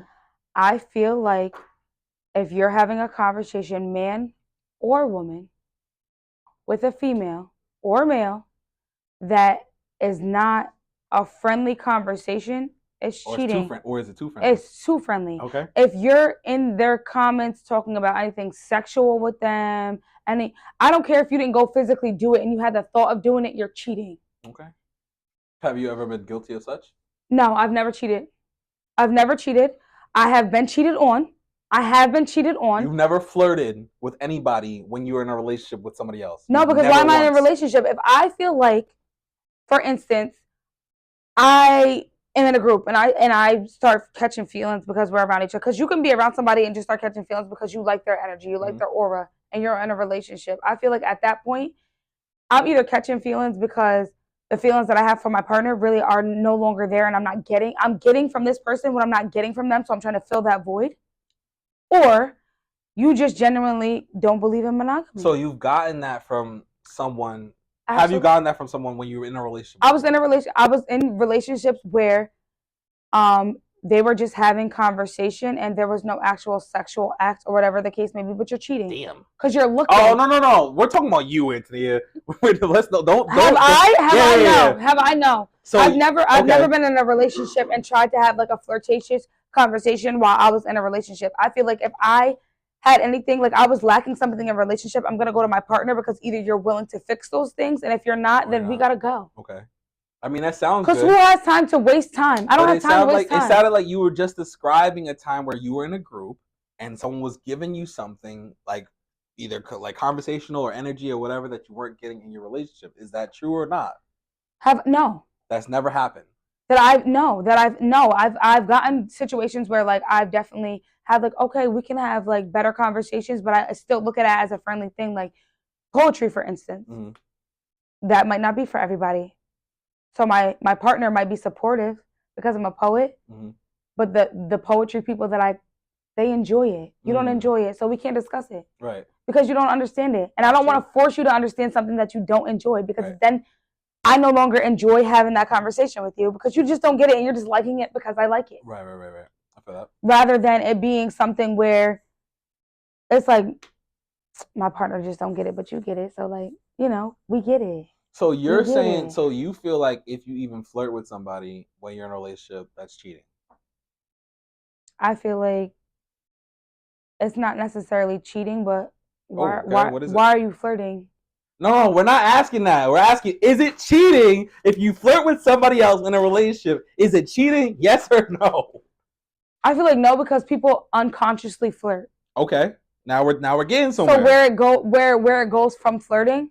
Oh yeah. Even if it furthers into a conversation, like we were saying, if it's just a conversation, okay, or whatever, but it's out and your spouse doesn't know about that conversation, because you can build friends, right? And you guys can have conversations every single day, right? Where does that conversation go that it makes it cheating? If you guys start having relationships now, if you're talking about I'm flirting with you and then I invite you into a conversation and now I'm discussing my relationship and all this other things that probably we shouldn't be discussing, you're cheating, because discuss that with your partner. Right, that's a fact. Yo, I hate Quasi because he said he got to come to YouTube to get the comments read. Like, why? Yo, Quasi is mad stupid. Yo, I'm sorry. Facebook, once it's like 4 or 5 comments, you can't see them no more. Mm-hmm. Oh, wait, Naima's in here. She said, starts in your mental, you write, sis. But I don't know. She's talking. The proposal. No. She just recently said that. So she's talking about what's going. There's like 67 comments in Facebook. Like, I can't read them. Right. But she said, I think she's talking about right now. Naima, say something. Naima, you might have to go to YouTube like Quasi. Go to YouTube and tell us. Tell me on YouTube what you, because you might have said something about the proposal, but I didn't get it because I can only see like 4 comments. She said, Naima said it's inappropriate but not cheating. I agree with Nia.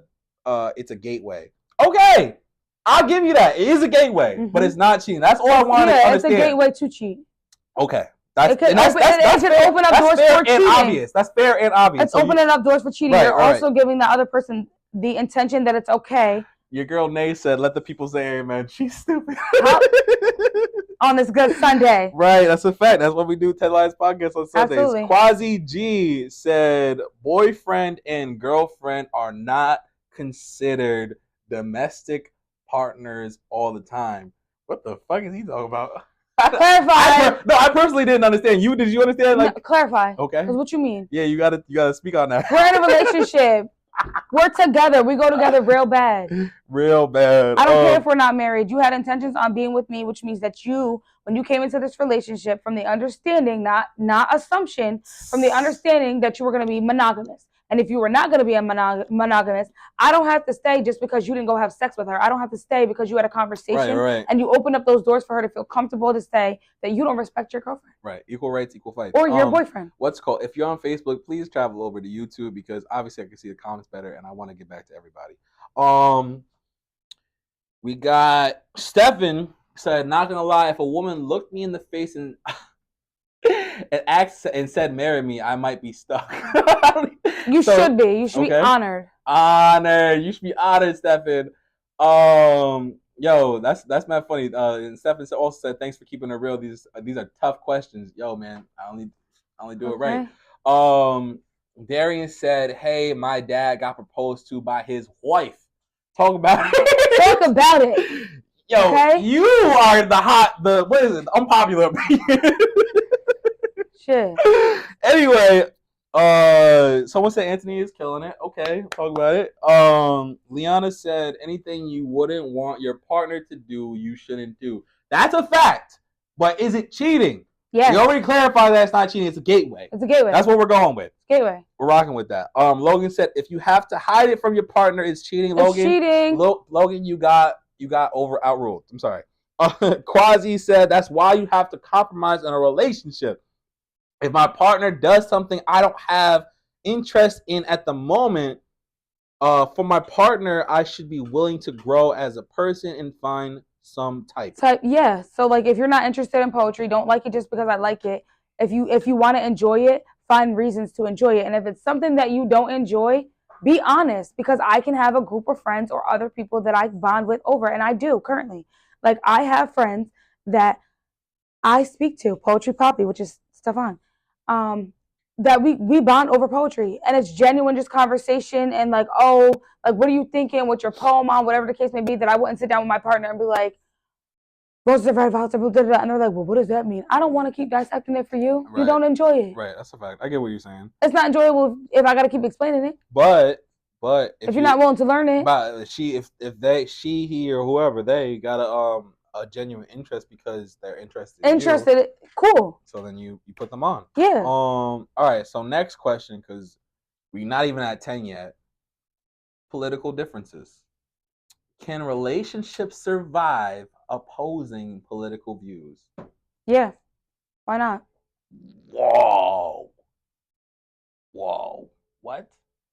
I think regularly, yes. The answer is yes. Would you say that with this past election? Hell no. That's what I'm saying. That's what I'm saying. So talk about it. Say why. Nah. Anthony and talks. Let's talk about it. I feel like y'all see the drip. I feel like it really all just depends. Like I feel like with this past election, let's read the question again.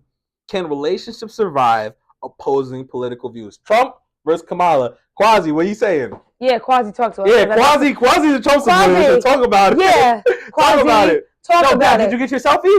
Yes, he did. Yo, I missed it. Can you do one more? Is it? I have to get off my phone anyways. Okay, bet. I feel like it's a little different. You can agree to disagree.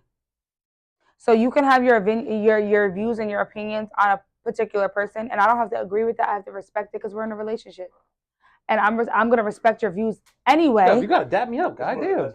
Come on. Yo, yes, that's what I want to hear. You want to just dip off and not say nothing? I got a meeting at 5 and at 4:30, and if you guys are still going, I'm gonna hop back. I appreciate that, bro. Say bye to Bye, Kevin. Yeah, I feel like you can agree to disagree. We don't have to like the same things. We don't have to like the same views as long as you respect how I feel. How can they though? With the past, I don't mean to cut you off, but with the past election, how can somebody say you are voting for Kamala and they're voting for Trump? Because obviously Kamala is for freaking women's rights, and Trump is not. How can someone respect your feelings and your views and also vote for Trump?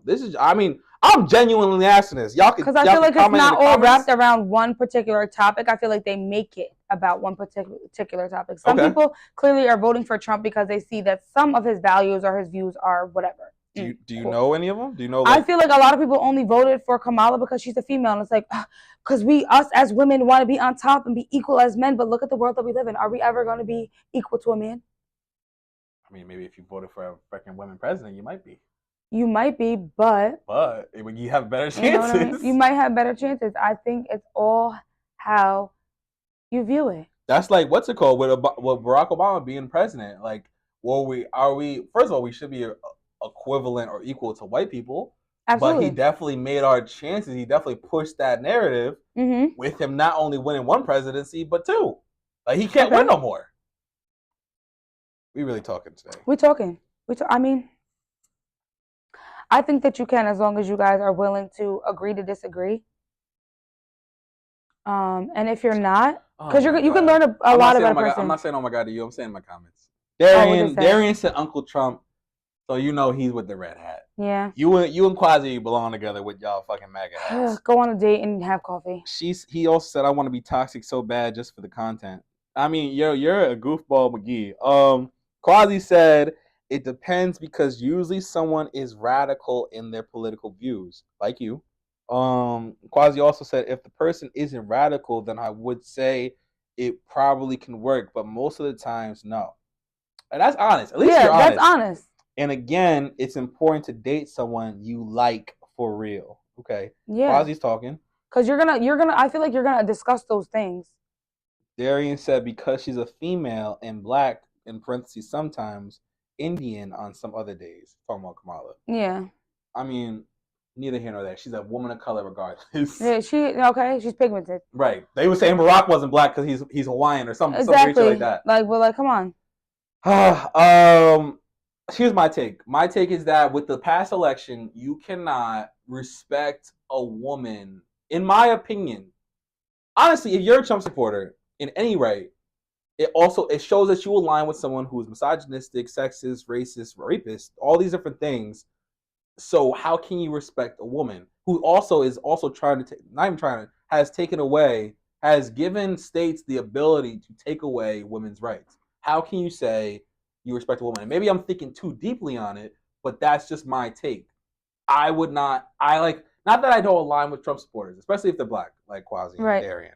Like, I just know they're a little misguided, they're a little lost, but they're still the homies. They have blind. But if they're white and they are Trump supporters, then that means that you more align with a racist, not even just a racist, but racist views. Absolutely. Because it's just very deep and very layered and like I kind of study up talking to Quasi and whatnot.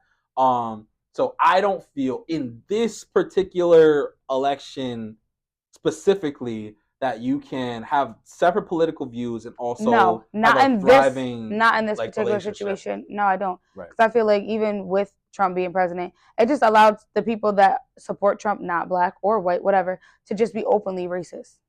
Exactly. And it's like openly racist, not only like openly racist, openly like brainwashed. Because there are black Trump supporters, like the ones in my comments, and there are women Trump supporters, like ones on the streets, or there are Latino Trump supporters or whatever. And he's trying to, not only is he taking away women's rights, not only has he clearly shown to be racist, not only, and on top of all that, he's like one of the first things that he plans to put in action is a mass deportation in America of Latino illegal immigrants or whatever the case may be. So it's like not only is he like an unfavorable person for like different reasons, he also has brainwashed a great majority of people. And on top of that, I don't know, we're gonna get off this subject in a minute because I'm just turning went from dating to being mad political. Mad people. So like when I talked to Quasi, the amount of people that voted for Donald Trump in his second time running was less than the amount of people that voted him the first time, but he still won. That's because literally like 40 million people, like when Joe Biden won, 40 million people more voted for Joe Biden than they did for Kamala Harris. So that means 40 million people, if not more, didn't even vote. Yeah. Which is crazy. Right. So yeah, that's my high take. Yeah, I feel it. Stefan, where you at? I agree. Stefan might have dipped. He said this is too political for me. Yo, so the comments. Let's get the comments before we get to the next one. Darian said, he said misguided. That's a fact. Yo, he said, look how he typed. Look how he wrote misguided. You know what? You're right. Liana said, based off the last election and some of the topics that were discussed, if a man disagrees with his woman having general women's rights, why would you be with him? Why would you be with him? If you feel like abortion and this and that, and they shouldn't be able to do, why be with, like, you don't respect women. You don't respect them. Like, yeah, I'm not gonna lie. I gotta hold you accountable. You did switch gears because you definitely was like, yeah, you guys can be together. Yeah, no, you could be together and have different views, but it depends on what it is. We're talking about this current election. Right. If I'm with somebody who's like, honestly, I feel like, oh well, you can't have an abortion. Right. But like, it's like, okay, so what if I went out and I was at the grocery store and I got raped? You still don't feel like I deserve to have an abortion, or something like that. So it just depends on what the conversation is and at what extent do you feel like my rights are valuable. Right. I feel that. They said, what if the person isn't into politics? All right. So what I'm gonna say to that is, you're not. That means that you don't really have different political views. You just don't have political views. Right. So that's good as far as dating. I feel like as far as politically though, it sounds like you didn't vote. You should have some type of political views just because, again, it was the first, not even just because it was the first black woman that has ran for president. Because again, I've been saying to different people that a vote that didn't go to Kamala went to Trump. Because again, 40 million people didn't vote. Mm-hmm. So it's like certain people feel like, oh, I didn't vote, my vote doesn't matter, da da da. Like, but it does. Yeah, it does, because he won, not really because he got more votes. He literally didn't get more votes than he did the last time. He got less votes than he did the last time. But because people didn't vote. Because people didn't vote. If the same amount of people voted for Joe Biden as they did Kamala Harris would have won. Mm-hmm. And it's because of people that didn't vote that she didn't win, technically. Yeah, technically speaking. So, talk about it. And she said, sure didn't. She's stupid. Darian said, wait, so question. We believe in women using abortions as a form of birth control, over 600,000 abortions per year. Darian has, since high school, hasn't believed in abortions. That's why he got 3 girls. Yeah, absolutely. I feel like I can't say that I don't believe in abortions. I feel like I believe in abortions depending on the situation. When it calls for it. When it calls for it. Mm-hmm. But I feel like if you're willing to lay down and make a baby, you should be able to raise it and do whatever you need to do because you know what comes with having sex. Right. You know that potentially a child could come with that. But that's speaking more to the pro-life situation. But if you genuinely feel like you're in a position where, yes, I might have had sex, and yes, maybe we were being stupid because we were caught in a moment, because you can have a quickie and a drunk night and get pregnant. And you feel like financially, I cannot give this child what it deserves, why bring it in the world? Yes, have an abortion. Naima has entered the chat. Naima! Because I'm just saying, like, Naima has entered the chat. Why keep bringing these kids into the world that you know that you can't raise, and then now they're in foster care, and there's trauma, and there's this, and there's that, because you were willing to have sex, but you weren't willing to do what comes with it. Okay, I hear that. And it's not fair to the kid because they didn't ask to be here. They didn't ask to come up in a struggle with you. Naima specifically, whatever comments you said on Facebook pertaining to the women proposing, please run it back on YouTube because I couldn't see them all. I only saw like 1 or 2. But Naima said to Darian, Darian, we know you don't use birth control. Right. We get it. He got 3 kids. Feel me? She's cooking. He got 3 of the babies. Naima also said, I think dating is hella political outside of the presidential election regarding class, socioeconomic status, tax brackets, religion. That's all politics, but we want to hear other shit. And Naima is pro-choice. Shout out to Naima. She here. She's present and accountable. Yeah, I do feel like it's pro-choice, but I also feel like, come on, let's be realistically. Like we can't talk down on women. I'm sorry, I don't mean to cut you off. I hate Quasi, but go ahead. Why? What he say? Quasi, what you say? He said scroll up and read. Like I missed his comments, bro. It's not all about you. I'm not gonna lie. We could scroll up and read, but there's other comments. There's other comments. We're having a whole conversation. We're trying here. Yo, Quasi said. And again, it's important to date someone you like. He says, so what's going to happen when women's rights don't get taken? What do you mean, Quasi? See, he's a Trump supporter. He's a Trumpy or whatever. Like, they're already being taken. Until you prove that they're not being taken? No, states already have the right to choose, to vote if their abortions are banned or whatever. Exactly. They're already banned in Florida after 6 weeks. Yeah. A woman's period is 4 or 5 weeks or whatever, with a cycle or whatever. Yep. So it's like by the time you get your period or miss your period or notice that you miss your period, and honestly, you get like another week. Like if say you're stressed out, like oh my period is late because of this, like you don't automatically assume I'm pregnant. So it's like by the time your 6 weeks is up, you're already like the abortion's banned. We can't do nothing for you. So what do you mean, Quasi? We're not doing this again. We already had an episode. Yeah. Yo. Pro-choice. I definitely think it's based on choice. I don't per se. I have 3 children myself, so obviously, I didn't have an abortion. Like whatever. I laid down at 16. I had a kid. Cool. I was willing to take on those responsibilities, and I didn't know if I was going to be able to take care of this child. But because I feel like I laid down irresponsibly and did things that I had no business doing, they didn't ask to be here. No, but they did. That doesn't mean they don't deserve life. She turned out all right. She's pretty cool. Yeah, I fuck with Nailani. Nailani's cool. Harmony, she's going through life. She's going through changes. But I feel like if I didn't have my children, I probably wouldn't be the woman I am today. Okay. I mean, that's a fact. To those of y'all that don't have children and that have these different comments and concerns and opinions, once you have a child, it definitely changes. Your mindset changes. As a person, you change type shit. Absolutely. Because you got a whole nother person, a whole nother life to be considerate of. Liana said, abortion isn't a form of birth control. There are women who don't care and do have multiple abortions. There's also women who have been dealt a hard hand and abortion is the only option. I agree, but I feel like women who continuously get pregnant and have abortions. Damn. They need help? No, they need help also, but at least they're not going to bring a kid into the world that they know they're not going to raise. Right. So why are you going to bring them into a shitty situation with a shitty mom who doesn't care anyway? I mean, that's a good point. Points were made. So keep bringing them into a life with a lack of love is fucked up. Darian is defending himself because he's under fire. Defend. Darian said, I got 3 kids with a woman I've been with for 13 years. No, for real. And she has been on birth control before. And you get pregnant on birth Before control. Ema, not even talk to her. Talk to her.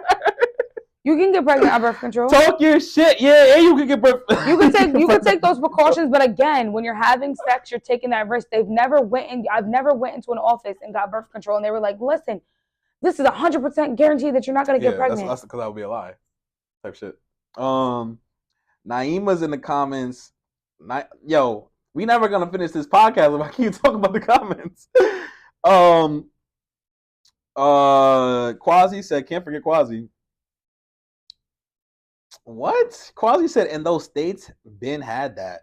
No, they did not. No, they didn't. No, they didn't. That's crazy that you said that because no, they didn't. They didn't have abortion bans in those states. You were definitely allowed to get abortions a lot sooner than like now. It's like Trump took away Roe versus Wade, and that's what happened. Absolutely, because at 6 weeks, the fetus has a heartbeat.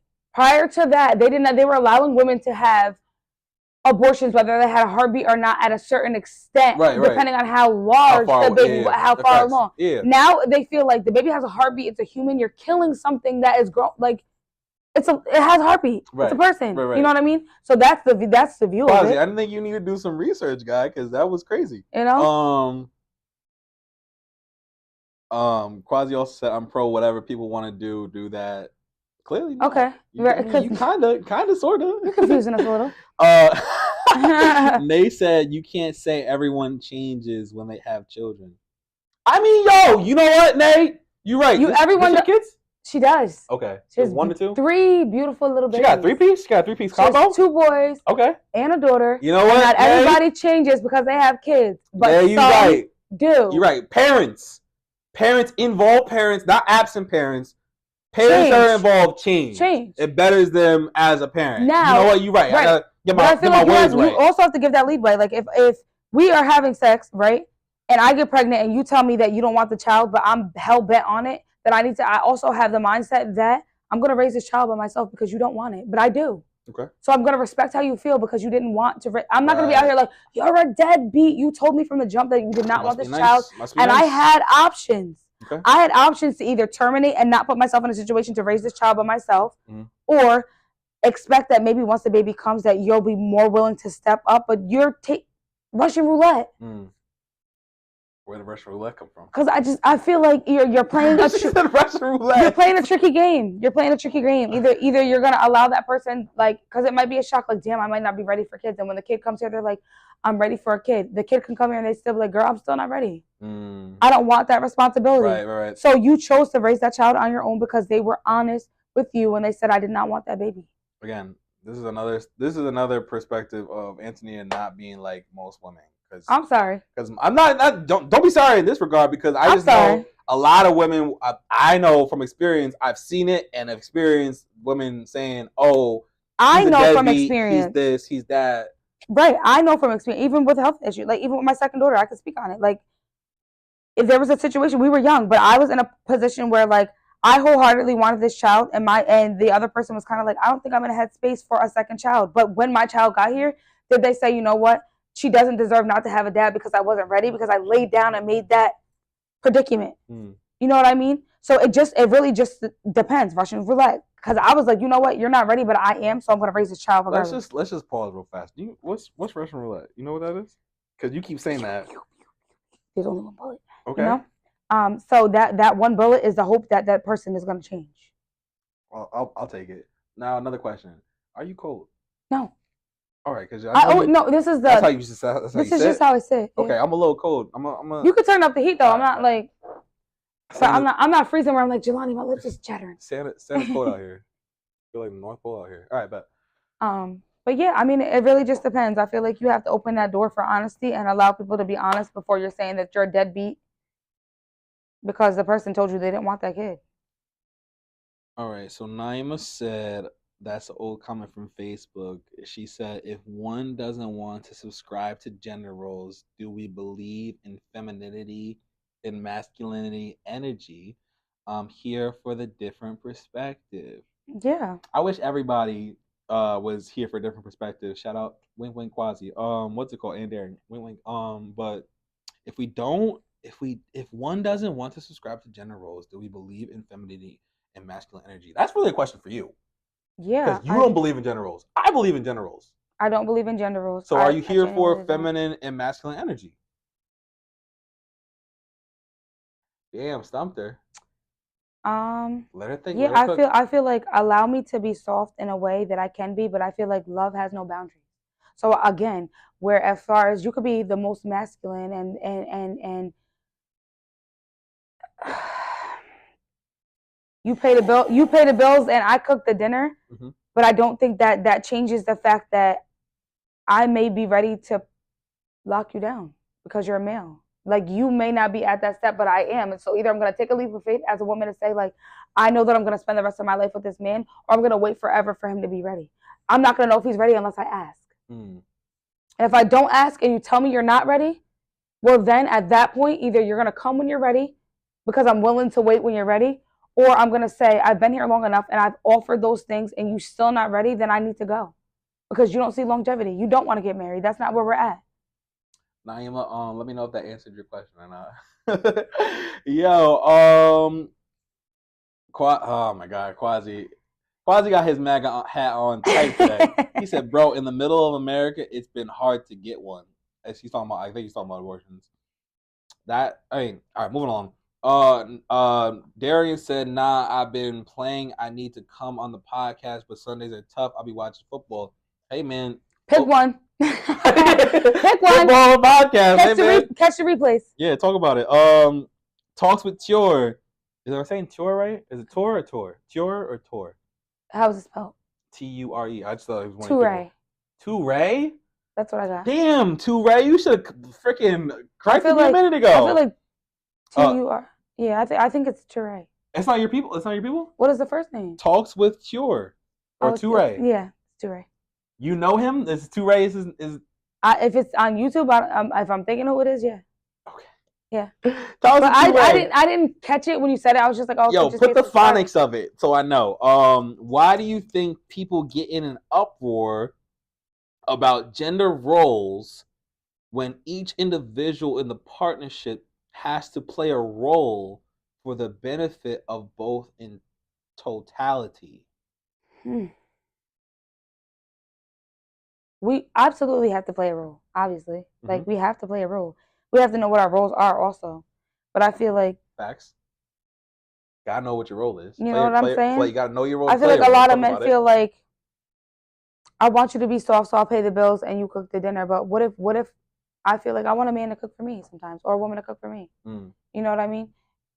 So that's where it lies. We have to be clear on our roles. So if you're coming to a situation where, like, I want a soft woman that cooks and cleans and this and that, I have to either be understanding that that's what I'm willing to give and settle for, or be open to conversation and say, like, although you feel like you want to be the dominant, I'm willing to allow you to be the dominant in the relationship because that's where we're at. But I also don't want to lose who I am because you're the dominant. I want to have the role to say that it's okay for sometimes to pay the bill or pick up the bill or pay the tab or come on. You know what's funny? I just recently, with my stupid shit with Cooley, discovered what the real meaning behind masculine energy and feminine energy is, and it's not really dominant versus submissive. True. So like, I could pull it up, but like it was like different traits of feminine energy were like emotional or intuitive or feelings or I wanna do the real joint of it, but it was a lot of like quote unquote softer qualities, and then the men's was like logical, reasonable, strong, opinionative, like just mad basic. Not basic. It's basically because I'm a man. Yeah. But like it benefits. It wasn't like a dominant versus submissive type of joint. So it's like when I was looking at it, I was like, damn, it's so stupid that like the alpha males that like claim to be alpha males or whatever would benefit. Like they shun and frown upon and joke feminine energy. If you're a man that like quote unquote are too much feminine energy or whatever, but honestly, like it was like a Venn diagram. So the middle was like like purpose or Okay. like understanding your purpose or whatever it should be. So it's like men who just lean on their masculine energy and not their feminine energy at all, like could benefit from their feminine energy. That's why traditionally men and women are a good pair, not because of being dominant and being submissive, but because of the masculine energy and feminine energy. Like it creates a balance and whatnot. Right. So, but what do you do when both of you guys are headstrong? well, if both of you guys, so look, so here's the thing, and I've been in a good place in my life. So like talking to people, like I'm normally headstrong, or stubborn, or impatient, or whatever. But so that honestly speaks to this point. If you're both headstrong, obviously you guys are gonna butt heads. Yeah. But if you're open-minded, if you're both open-minded, exactly, and you're allowing it's a different story, a completely different story. You could both be headstrong. Isn't necessarily a positive thing, especially if you're not open-minded. Absolutely. It's way better to be open-minded than to be headstrong. Like just because you hear the word strong doesn't mean it's a positive. Right. But if you are open-minded, that means you're open to new perspective, new things that you didn't think of, and that could possibly benefit you in the present, future, etc. Yeah, I feel like you said, it just depends. It could Because if you're in a partnership, a relationship, whatever, and you're both open-minded, y'all really shouldn't clash like that. You shouldn't clash because you have the understanding. But if you're both strong-minded or headstrong, y'all are gonna clash. You're gonna clash, and especially if you're not open-minded. If you're closed-minded and you're headstrong, you're gonna clash. You're gonna clash. It's never gonna work. Speaking of a certain, like I can think of a couple that we talked about before the podcast. But, right. Naima said, "Nia, you look beautiful." Oh, thank you. Shout out to Naima. Naima said, "Okay, soft is a good word to divert from gender, but I think of femininity."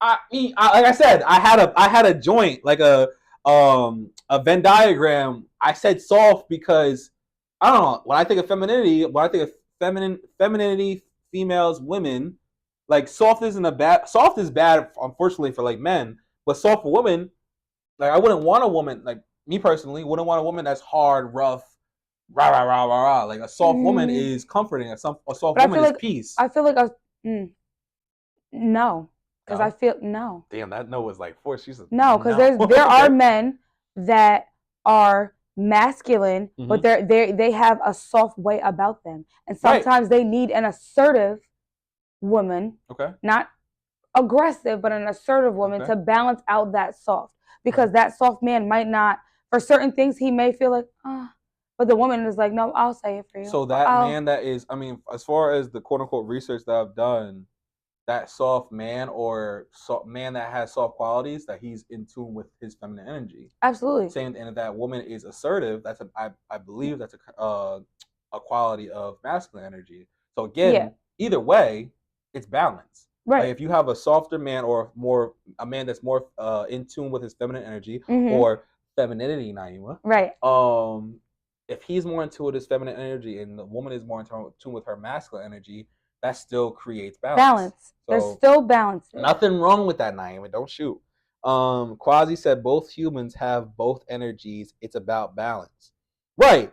That's true. Both humans have both energies, but in this day and age, in this generation, a lot of men want to be alpha males. They do. Like, I'm not saying majority, but there's definitely a lot of men, that want to be alpha males, in that shun feminine energy or soft guys or sweet guys or whatever. Because they feel like that's not really a man, and it is. Yeah, exactly, and that falls into their relationship. Yeah, because I feel like you could be an alpha but still be soft for your lady.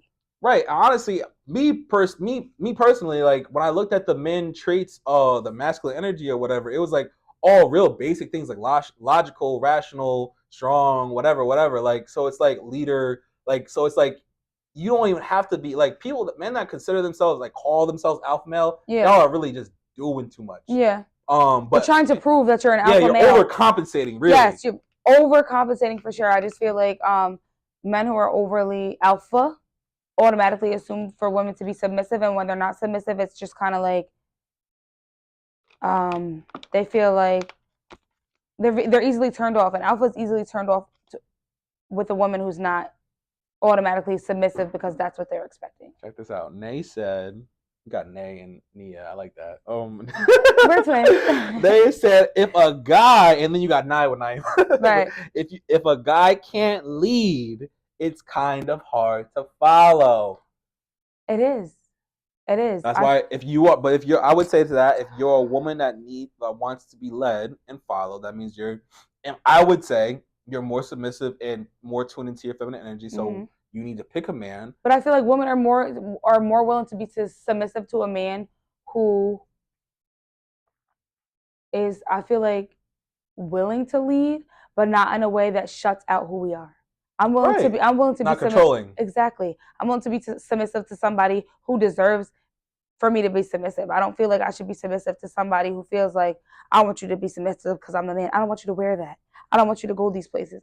That's controlling. That's not submitting because you work 125 hours and I feel like you deserve a home cooked meal and a hot shower. Right. Because you worked. Right. So that's why I'm glad we had the conversation about masculine energy and feminine energy versus dominant and submissive or whatever, because like the lines can be blurred, especially in this generation or whatever. So, but if you're a woman that wants to follow and be led, then that just means you need a man, especially if you also align with Antonia, like I know you do. You need a man that has both. Yeah. As far as masculine balance. And balance within himself or whatever. Because if he's just leaning towards masculine energy and alpha male, rah, dominant, do what I say, don't wear this, don't wear that. Then in that aspect, a woman loses herself easily. I'm submitting to everything that you're asking for, and you're being led. But you're being led. Yes, you're being led. Come on, sign me up for poetry. Come on. Naima said to be a soft guy takes confidence. Absolutely. And then Naima said yes to Nay. Like she was in agreement. We like when the comments are in agreement. So I'm sorry if you're on Facebook and you're tapping in and I'm ignoring you. Like we're not even really ignoring you for real. We just can't see it. Right, we just can't see. And like I said, tap into YouTube because I can see all the comments on YouTube. Avion, here. You said if you're an alpha male, you don't have to speak on it. Talk about it, Avion. You gotta tell most of these alpha males because they be speaking on it. They do. They make it very known that they're alpha, and you don't have to because your actions are going to speak for themselves. So I mean, classic. All right, so do you want to keep going with the questions? I know you've been having a good time. I'm cool. I don't, we can do a few more if you want. Right, because I don't know if we can get through 20 of these joints. Yeah, we not. We gotta have to part 2 us. Right, maybe. So 10 is cultural and religious differences. How much should these factors influence dating? It depends on how headstrong you are about it. I feel like I could date somebody who is extremely intact with their religious side and Jewish? What about Jewish? Yo, I didn't expect that. I feel like religion is tricky. Okay. It is. It's very tricky. I mean, yeah, it's tricky. I feel like don't force what you believe on me. Allow me to be receptive to what you believe. Okay. And if I want to align with you, allow me those things. Right. And if you feel like you only want to date someone who aligns with those things, then I feel like you should be upfront about that because that's what you're seeking. Don't pretend that you're okay with me not practicing a certain religion, and then when things come to a head, then it's a problem. Right. Because I don't want to offend you. My purpose is not to offend you, but if I've been this way my whole entire life, and you not so much convince me, but you give me the tools and the reasons to feel like this is why you believe these ways, and I agree, then I might be more receptive to saying like, okay, I'm willing to not adjust everything, but maybe adjust to what you're used to. Makes sense. If I want to. Gotta give that. Yeah, just because you don't practice Christmas doesn't mean that my kids can't have Christmas. Right. You can, crazy. Right? You don't have to practice Christmas, but you can just indulge, be there, be present, and not do those things. Because obviously, I know that that's not what you do, so I'm not expecting that from you. Right. Don't expect me to do the same thing on the other side, though. So instead of just saying a few more questions, I might have to run through these 20 questions, like quick. 10 more questions. All right. All right, so look, marriage expectations. Is dating always supposed to lead to marriage? No, not if you guys aren't going in that direction. I feel like marriage, it doesn't have to lead to marriage. Most people go into a situation thinking that there's longevity, but if there's not, if you're unhappy, why go get married? Yeah, that's a fact. You know what I mean? What are we getting married for? Right. So we've been together 5 years. If you can't see, like, if you have a time frame and you can't see, like, in the first couple of years, I plan on spending the rest of my life with this person, cut ties because you're wasting time. Yeah, that's a fact. And there's other people in the world that you might meet somebody who might want to marry you in a month and you spend the rest of your life and you have 25 years. Look at that. It doesn't really matter. 5 years might mean nothing. Right. You don't waste all this time for what? Look at that. Okay. Get in and get out. Open relationships. Are they a valid option or a sign of commitment issues? Commitment issues. Okay. Not a valid option? No. Okay, got it. Children, should the desire or lack thereof for children be a deal breaker early on?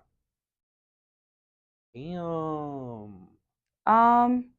Yes and no. I feel like if I come in this situation and I have 3 kids and you don't want any kids, and say I'm like, oh, I really want one more kid, but you don't want any kids. Mm-hmm.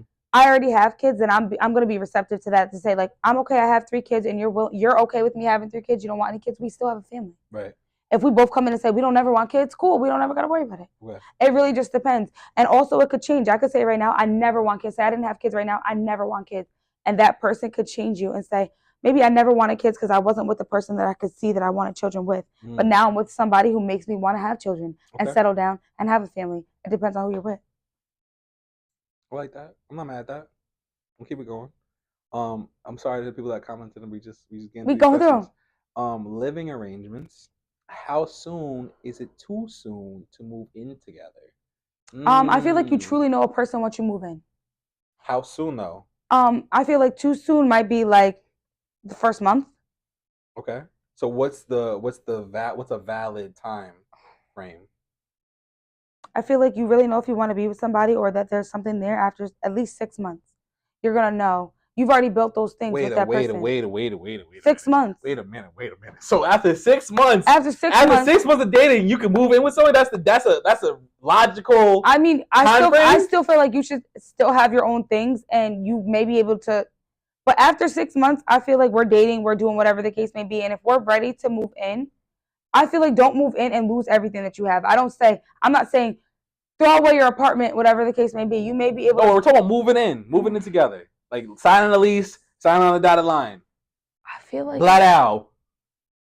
Maybe a year. A year's better. I could rock with a year. Maybe 6 months was crazy. I was like, damn. But for some people, but that's what I'm saying. After 6 months, for some people, they feel like they know that person well enough to move in and start a future. Because after 6 months, are we building or are we wasting time? After 6 months is like, okay, we're really in a relationship. We're really in this. And you don't even know somebody for real after 6 months. Yeah, you don't. But how else are you gonna know if they pick up their laundry or their clothes, or do they brush your teeth in the morning if I don't live with you? Right. I mean, I feel that. I mean, that's why you go over their house. I mean, you can. Some people don't. You know what I mean? By the time I done got to your house, you might have showered and shaved already, and I'm there, and that's just the perception. But when I live with you, I'm gonna know after we cook dinner. Do you wash your dishes, or I gotta wash them? Right. I feel you. Full disclaimer. Wait a year. Wait a year. If you at least, just be safe. If you can wait 6 months, wait another 6 months. Just to be safe. Just wait. Yeah. Precautions. Sexual compatibility. How important is this in the early stages of a relationship?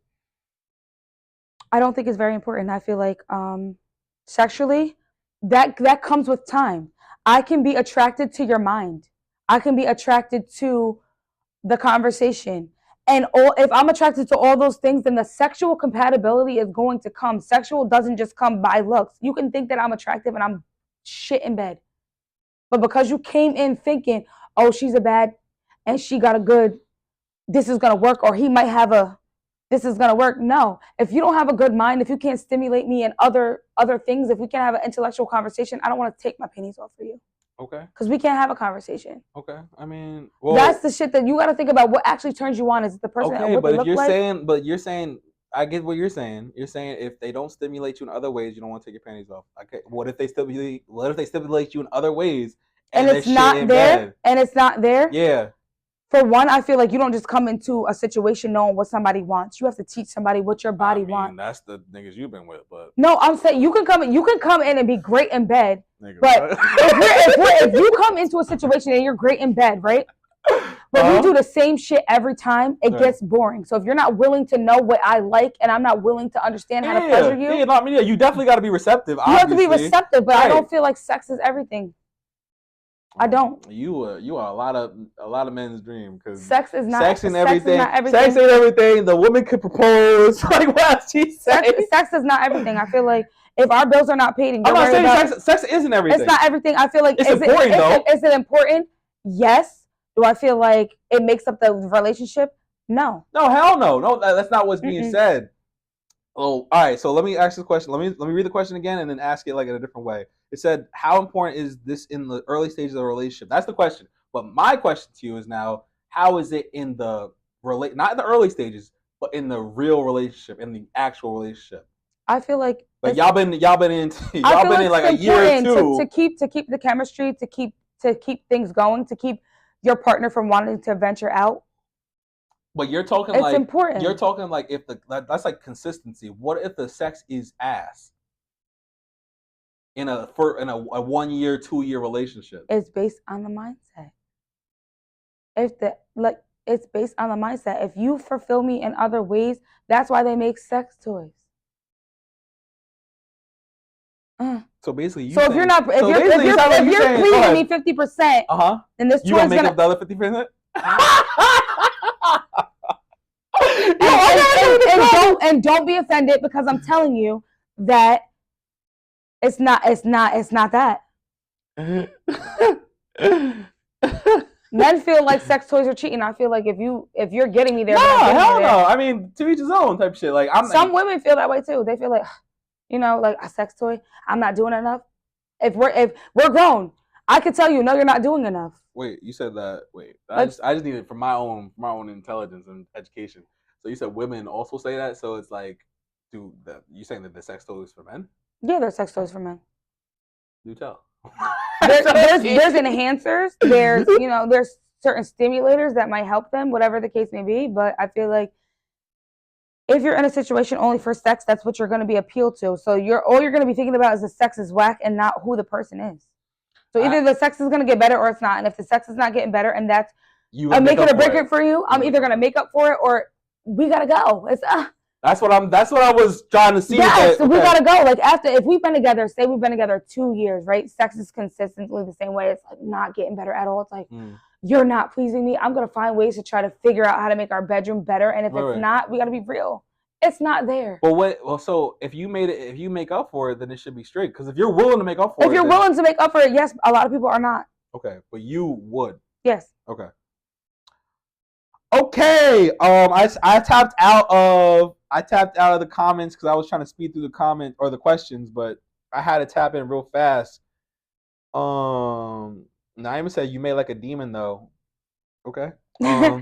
Nay said I agree, Naima, but every definition may be different. Quasi, they said they not reading our comments. We're gonna chat. This is gonna be a chat room. Right, they're gonna talk back and forth. Yo, okay, Avion out here with moment social dating. I like to see it. And then Avion says, see, that's the problem with fornicating before marriage. Wait a minute, you started dating now. It brings comparison with sex being better or worse than your previous partners. Absolutely. Yeah, we chopping it up. Stefan said, all I gotta say is marriage is hard. I don't recommend people enter that at all. It's not just a contract. It's deeply spiritual. It's not just a wedding. You gotta give all of yourself. I'm assuming, man. Yeah, it's a fact, yo, bro. And you sound like you're speaking from experience. I mean, I've never been married before. I never, yeah. Exactly, but if I do, when I do get married, I definitely plan it to be like I've had kids though, so it's like it depends. That gives you some type of experience with like a quote unquote partnership with a person that you're not in business with, but you're like, it's like a intimate business relationship or intimate relationship. So it's like it gives you experience to give you insight on what marriage could be. Mm-hmm. So if this doesn't work out, we got kids or whatever, or we don't got kids, or we got kids separately or whatever, it gives you insight to know how Absolutely. the rest of your life could look or whatever. Yo, I don't know what Naima and Quasi had their own chat going on. I'm not partaking just because we got to keep it going. Talks with Tor said the natural definition of submission is cooperation, not oppression. Not everyone knows that. So I like that you said it. That was very slick, very smooth. But not every alpha male knows that it's cooperation, not oppression. But you do. And not to say that you're an alpha male, but you're a man and you understand the difference. Right. So I respect it.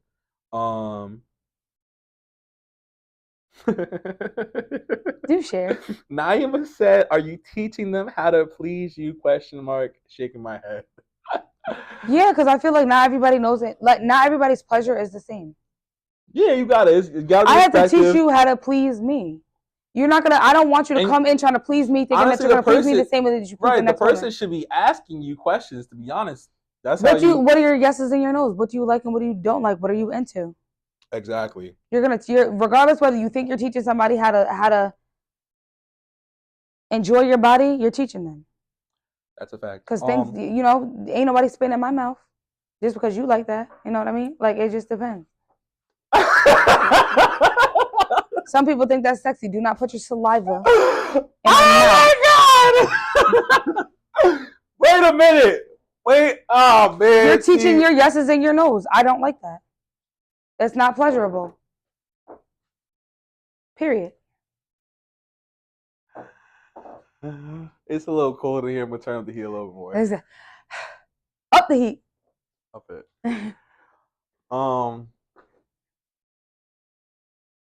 It depends, but you are definitely teaching your partner. What do you mean? It depends. Did you like spit? You like getting spit in your mouth? Hell, fucking no. Okay. But I'm saying it depends on their perspective. Is what I'm saying. If you feel like I shouldn't have to teach him, yes, you should, because he don't know your body. He don't know what you're like. I mean, you've heard that before. That woman has said, I don't feel like I need. Yes, I've had conversations with my girlfriends who are like, girl, that's dumb. This boy, this and that, and I feel like why should I have to show him how to girl? Because he don't know your body. Right, he doesn't know your body or your mind. She don't know your body or your mind. Or your mind. Because you got to communicate. Mm-hmm. And Quasi assume. Quasi finally said a good comment without voting for Trump. Communication. Hello. Yo, Ivian said a minute ago back on Facebook, he said you can't be an alpha male to every female though. A lot of alpha males only get that title with a weaker female. Ooh, yeah. Talk about it. Mm-hmm. All right, let's move on to the next question. That was spicy. He said what he said. Texting etiquette. How often should couples communicate via text? It's good when we got a slight comment or a question like that. Go ahead. I don't know. Right. It's not really. I feel like important like that when you're. When you first start dating, you're getting to know each other. Yeah, you might want to text all day, but I feel like once we're long into the relationship, if you're checking on me like, hey babe, how was work? How you doing? Did you eat lunch? Right. It's cute. Cool. I'll see you when I get home. Right. There you go. Text me and let me know that you're leaving work. Hey, I left work. Do you need anything? As far as like, what are you doing? Where are you at? What pen are you using? Like, then I'm not gonna have anything to tell you when I get home. If I'm texting you all day to tell you what my day was like, then what is the point of telling you I'm going to bed when I get home? Antonia doesn't like him clingy, so it's not even about being clingy. Like you could cling to me, but like, damn. In a good way. In a good way. Okay. Public displays of affection, aka PDA. What's appropriate in public spaces? Clearly not spitting in the mouth. Don't spit in the mouth. I feel like you can show public ways of affection without making others uncomfortable. I feel like holding hands, maybe a kiss or two, but I feel like tonguing down and groping and all that other stuff is kind of just like, it's for your bedroom. It's sacred in those ways. So I just feel like, yeah, a little butt slap. Groping is crazy. You know what I'm saying? A little. But people actually do it. 60-second makeout session ain't gonna kill nobody though. It's not gonna kill nobody. You know what I mean? But if y'all going in and it's like, okay. Yeah, like damn, it's fire, it's steamy over You know there. what I mean? But I'm okay with public displays of affection. Kiss me on my forehead. Like we're in the grocery store and like kiss me on my forehead or like kiss me on my cheek, like something like that. Right. Public innocent. Yeah. What's the word? Damn, what's the word? It sounds like home. Damn, I can't think of it. It's like movies are like it. Yes. I'm pissed. I can't think of it. It's like not homey. You can't help me out? I'm thinking because I feel like I know where you're going. Not but homegrown. Wholesome. Wholesome. Fuck you. Wholesome. She said wholesome. Because I was thinking, like, you know, when girls are like, I'm a wholesome woman. But I didn't know that was I didn't know if that was the word, so I was like, nah, because that's something stupid. Right, I didn't say home though. Like I let you stray. It's all good. What's it called? I take that fuck you back too. It was a little aggressive. That's okay. Like, gave you a little middle finger on the side, like okay. Friends of the opposite sex. Should it be a concern in a committed relationship? Not if there's boundaries. Not if there's boundaries? Not if there's boundaries. Such as I have male friends. Okay. Who I obviously wouldn't necessarily say I would go to for advice on my relationship or disclose my relationship with them. But maybe if it's perspective, it's something that I don't understand. If I feel like, am I wrong? Genuinely tell me. But it would have to be something where they're comfortable. I don't want my friend to make my partner feel uncomfortable or feel like they're getting more out of me than I can give to my partner. Don't make my partner uncomfortable. And if you do, then maybe we need to separate those ties a little bit. Okay. Because you don't genuinely respect the relationship. Just because we're friends and you might know me more than my partner, they're getting to know me. Allow them to do that because they're going to know me on a more personal level than you do. I'm in the bed with them. I live with them. I wake up to them. You're my friend. So you're there to support me. You're not there to step on my toes and make my relationship uncomfortable. So what if they're dirty macking? Elaborate. Meaning like they're trying to get in those shoes. They're trying to get in that. They trying to get next Then to we need to cut those ties because that's not where we're at. We need to be clear at what we're at. If we're friends, then we're friends. Okay. And we're gonna friends, then we're friends. So support me as a friend. Don't support me as a you're throwing shade because I'm telling you that my man had an attitude today, whatever the case may be, and now you're trying to dog him because I didn't say that my man was a dog. I just said he had a shitty day. And I'm venting. I'm not looking to give you a way in to say, oh, this nigga's fucking up. Like, I'm not looking for that. Okay. I'm looking for you to be supportive. So even if you find the man attractive, it's still quiet? If I find my friend attractive, it's a quiet? Yeah. Okay. I mean, that's more. Because why do I have somebody around that like I'm sexually attractive to, and then because now I don't want my partner, my female partner, or if I was with a man, I don't want them to be uncomfortable. I like that. I respect it. I'm not mad at that at all. In the comments, there's too many comments, honestly. But Talks with Chore said bedroom biology. Let him study your anatomy. Hello. Talk about it. Moments social dating coming soon. Talk about it. I honestly love this topic. I'm planning another event, most likely in Middletown. If you're cool with it, we can bring the podcast there and can be an opening before the speed dating. Yo, Avion, you know where my DMs is at? Slide in them. Okay. We'll figure it out. But yeah, so all right, so I think we covered that question. I don't know where that's at. All right, that was friends with opposite sex. So dating someone divorced or with kids, how does this affect the relationship dynamic? This is a more mature question. If you're dating somebody with kids or somebody who has been divorced? Yes. Okay. I feel like if you're dating somebody who's divorced, obviously they divorced for a reason. Okay. So, with that being said, if they divorce for a reason, then obviously they're open to a new slate. I'm not in competition with this person no longer because you no longer serve purpose for each other. Would I date somebody who's in the process of the divorce? No, because you could always rekindle those things and fix your marriage. Right, that's a little messy. That's messy. Would I date somebody who we're divorced and we share children? We share children. We don't share a bed anymore. Let me ask you this question. Since you've never cheated or flirted with anybody, so you've never cheated, flirted with anybody while in a relationship. Have you ever, messed with someone on the side? You never been in like a side team? No, I don't do side things. You never been like they on the outs with their person, so you like. No, because I feel like you could be on the out. That causes friction. Do I look like I have time to be arguing with somebody who's texting me and asking me, you was with my man? So, Anthony, you never been in no messy shit before? Like, damn. You've never been in no messy... I don't have it. 9 times out of 10, if somebody's in a relationship that's breaking up, sometimes they're not honest about it. So if I'm it was blind, unknown to you. Okay. yeah, and when it's known, if that female hits me up and be like, "Were you having conversations with me?" One, I wholeheartedly didn't know about you. Right. Two, okay. Now you know who you're dealing with. Three, okay. If he can deal with me, then he was never yours. Four, cut that tie, because if he's doing, you get him how you lose him. Okay, Anthony. So have you been in that situation before? I just want to get down to the facts. In my adulthood now, no. As a teenager, 21-ish, like that realm, I have been in a situation where, but there was clarity there. Like I was with somebody who was, we were genuinely friends and we were doing whatever we were doing, but it was like because we agreed. So it wasn't like I couldn't be like. So it was an open relationship? I wouldn't really say open relationship. What would you say? We weren't in a relationship. We were a friendship, and we crossed those lines together. Like, but I couldn't get jealous because he decided that eventually he wanted to be with a girlfriend. I just knew at that point I needed to take a step back because we were doing what we were doing. But now that you're in a relationship, I'm not going to mix the two. Why am I going to be the person that messes up your happy home or ruffles a little feathers? I don't want to be that female. Right. I feel that.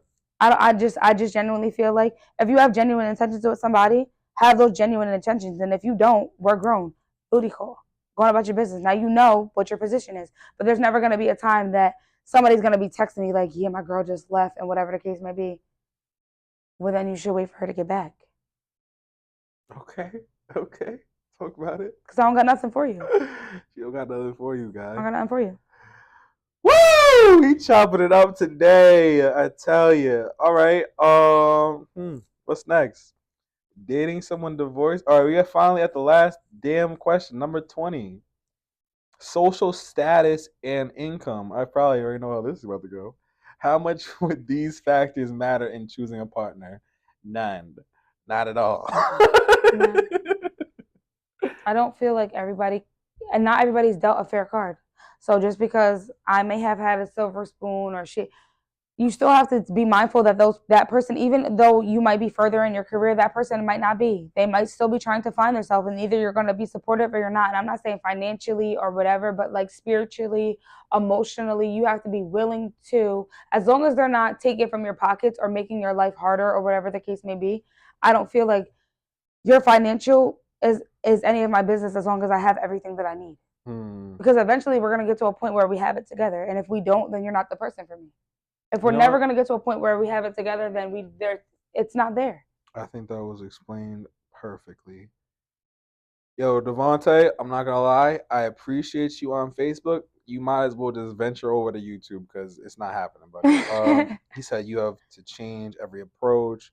Friends with benefits, word two. I don't even know. I know what you're talking about, but I would just, if anyone on Facebook, come on over to YouTube because it's just easier. It's just easier. You know what's crazy? We've been at this for 2 hours and a half. Okay. That's because it's good conversation. Let's talk about some real shit. And then Devin was out back there saying, this is the best the best episode he's seen. This is the best episode. That's funny as shit. And we can't get to everything. Because that's 2 hours and a half. That's usually how long the episodes last. That's so funny. I wouldn't even have thought it's been that long. I thought maybe an hour, maybe an hour and a half, 2 hours and a half. It's crazy. Because I feel like we were breezing a little bit, but facts. Some topics, Trump. I like it. Quasi. Right, Quasi. The devil. Darian. We got to talk on those topics. If you had to choose between these three topics, one woman versus 100 men in one day, Selena Gomez gets married, engaged, or Jay-Z's allegations, or relationship advice, what would you choose?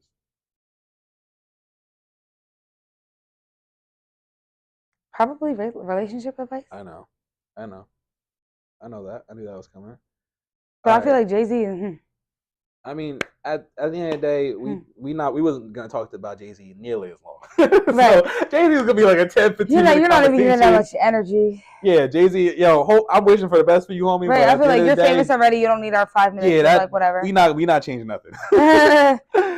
All right, so we could do relationship advice. Yeah, this is gonna be just a whole dating ass episode. Okay. All right. So dating advice.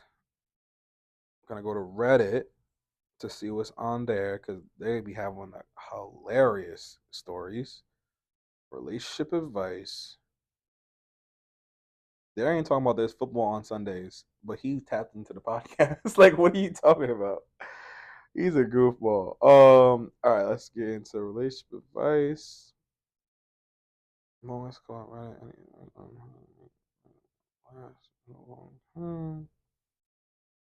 All right, let's see about this one. We're gonna do like 3 or more, but let's see about this one. Long-lasting couples of Reddit. Any advice on how to make a relationship last in the long term?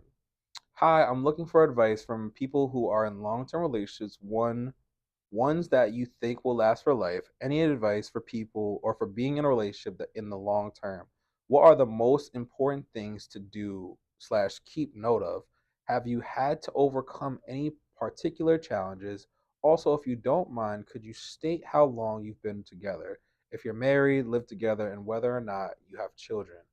I feel like these are all important factors. Thank you. Okay. Um, Relationship advice. I feel like relationships are built on communication and honesty. I feel like if you're upfront about what your intentions are, then the relationship is going to grow.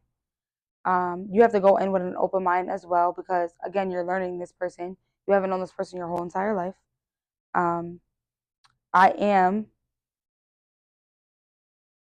I do have children, so I have obviously been in a dating situation where I have children, so that a lot of times, like in the past, I've been weary about trying to date with children because not everybody understands that those bonds come with once you're in their life and you still have an impact even if it's small or big.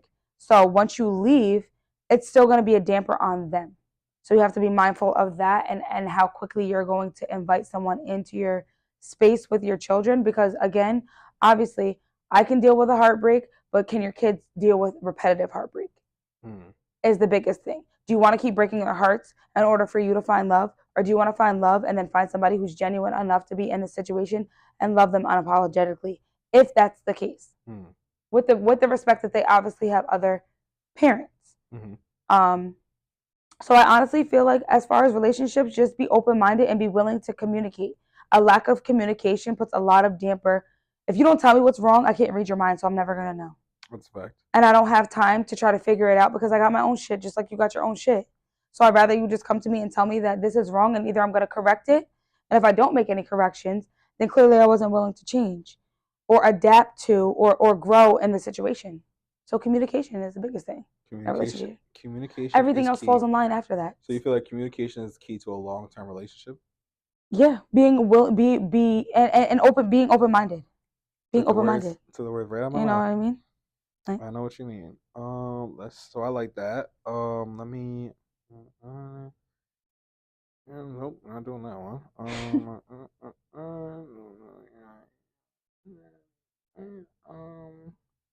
Skeptical.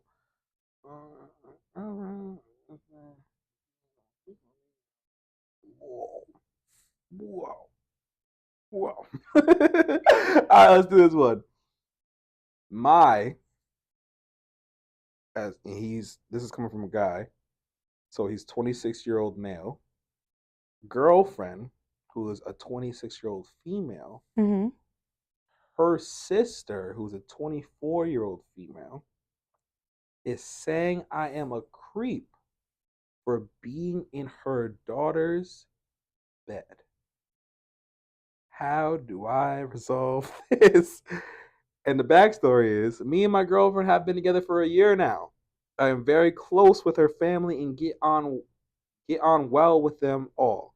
My girlfriend has always said that I am great with her niece. I am always playing with her and giving her attention. Every time I am not around, her niece is asking where I am. My girlfriend's niece is 3. Last time I was at their house, her niece took me to her room and put me on her bed as she wanted to pretend I was in jail and that the bed was the jail. Her niece wasn't even on the bed with me as she stood next to the bed to stand guard and make sure I didn't escape the jail. My girlfriend's sister knew about this at the time and said nothing, But today, during an argument with her sister, my girlfriend, she brought up saying that it was creepy to go in her bed and that she hates me.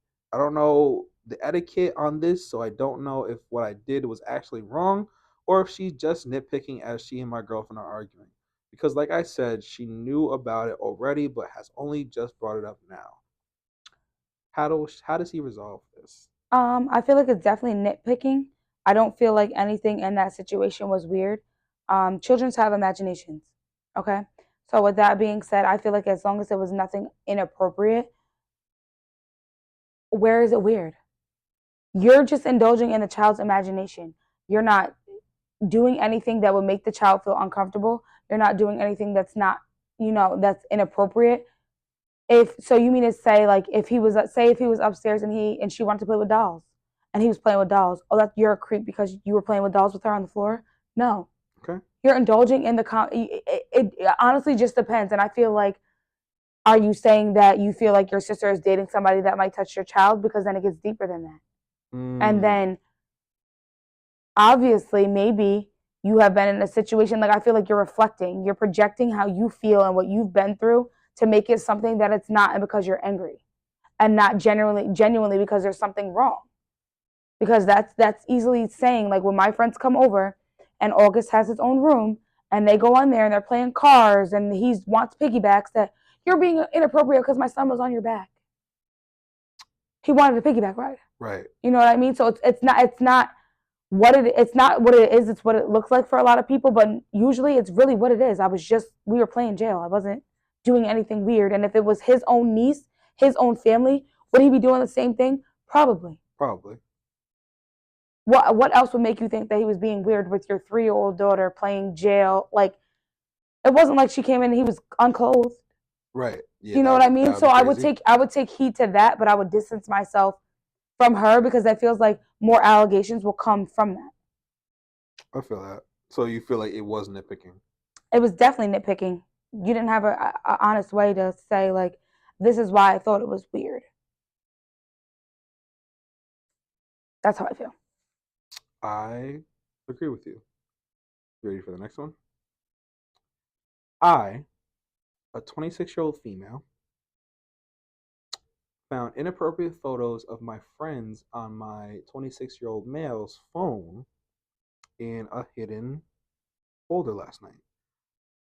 My boyfriend and I are coming up on 5 years and we live together. First of all, I'd like to preface with by saying this is the exact reason why I broke up with my last boyfriend before my current boyfriend. I went through his phone one night and found a hidden folder of a bunch of my friends, photos screenshotted, zoomed in on their chests, asses, etc.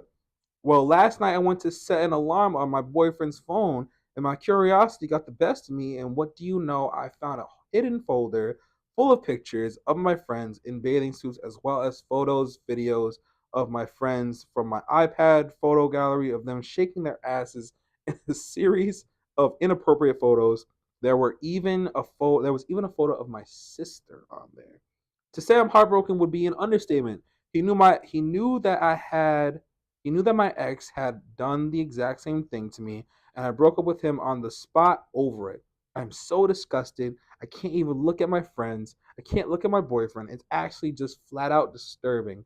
What's even more disturbing is that he was doing that while I was in the same apartment as him, as a lot of the timestamps are between 1 to 5 a.m. She thought about this. Mm-hmm. Most of these photos were saved just a couple weeks ago when he had a couple days of to celebrate his birthday. I actually feel sick to my stomach. How can people be so fucked up? Right before Christmas, I just got back from Christmas shopping for him and his family just yesterday. I actually cannot begin to wrap my mind around it. The fact that this has now happened twice to me. Why is life so hard sometimes? This is one of these moments where I really wish I could just go into a coma until this pain stops. Why do men do this? I can't even imagine ever looking at his friends in a sexual connotation. It's just so wrong. Um, I feel like even if it wasn't her friends, he probably would have been looking anyway. Okay. You know, Okay. because a cheater's gonna cheat, and a cheater's gonna find a way to cheat regardless. Okay, whether it's messages or meeting somebody, they're gonna cheat because that's the intention. Okay.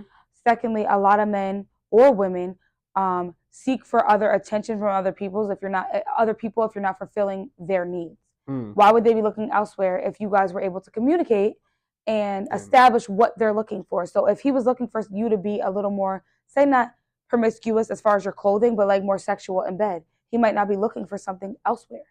You know what I mean? And on the other hand, I feel like sometimes it is, you know what you came into, you know the person that you were getting in a relationship with, so you know what they have to offer and the extent they're willing to go. So if you're not with somebody who maybe is promiscuous or whatever the case may be, you're not going to get those things.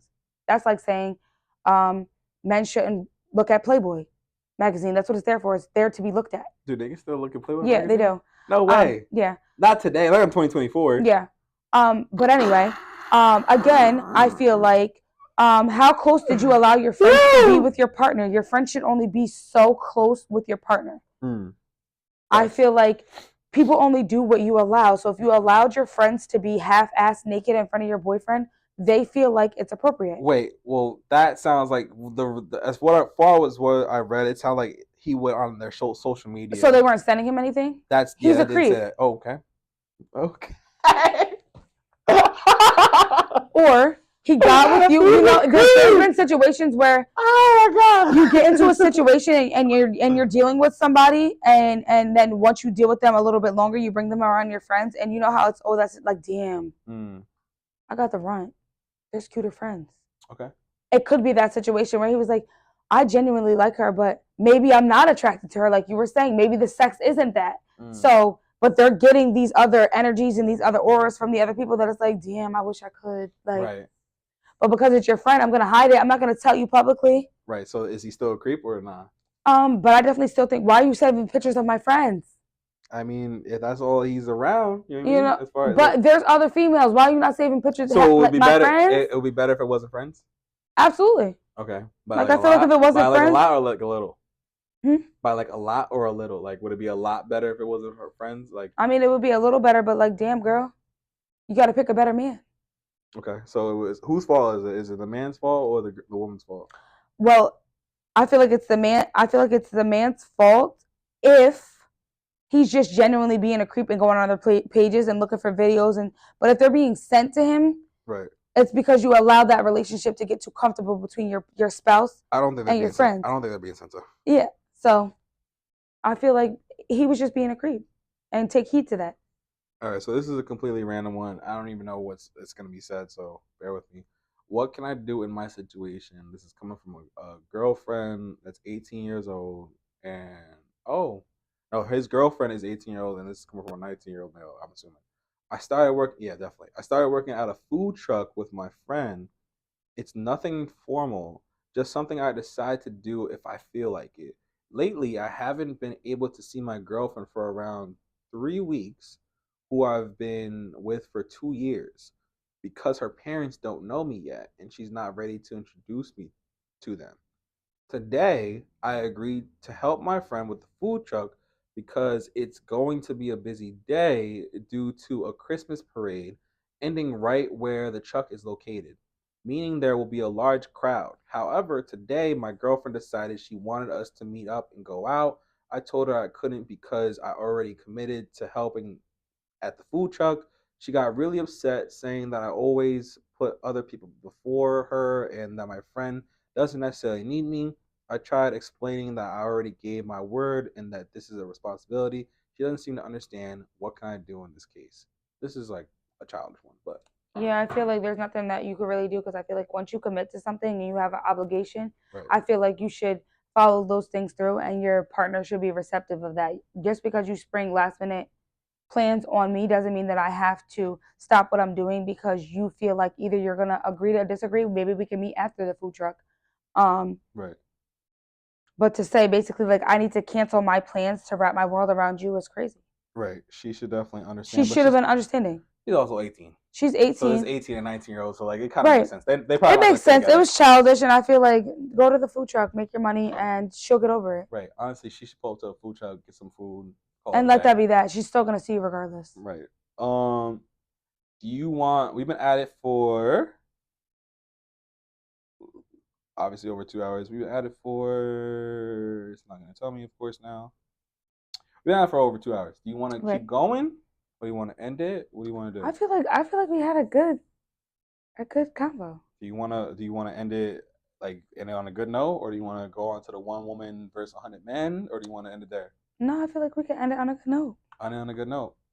Well, I feel like it's good. I feel like we had good conversation. Good conversation. Good Ponder energy. on what we said. That's a fact. Think about it. Sleep on it. Sleep on it. And yeah. So to the comments, come through next time. Make sure you tap in next time that Anthony is on the 10 Lines podcast.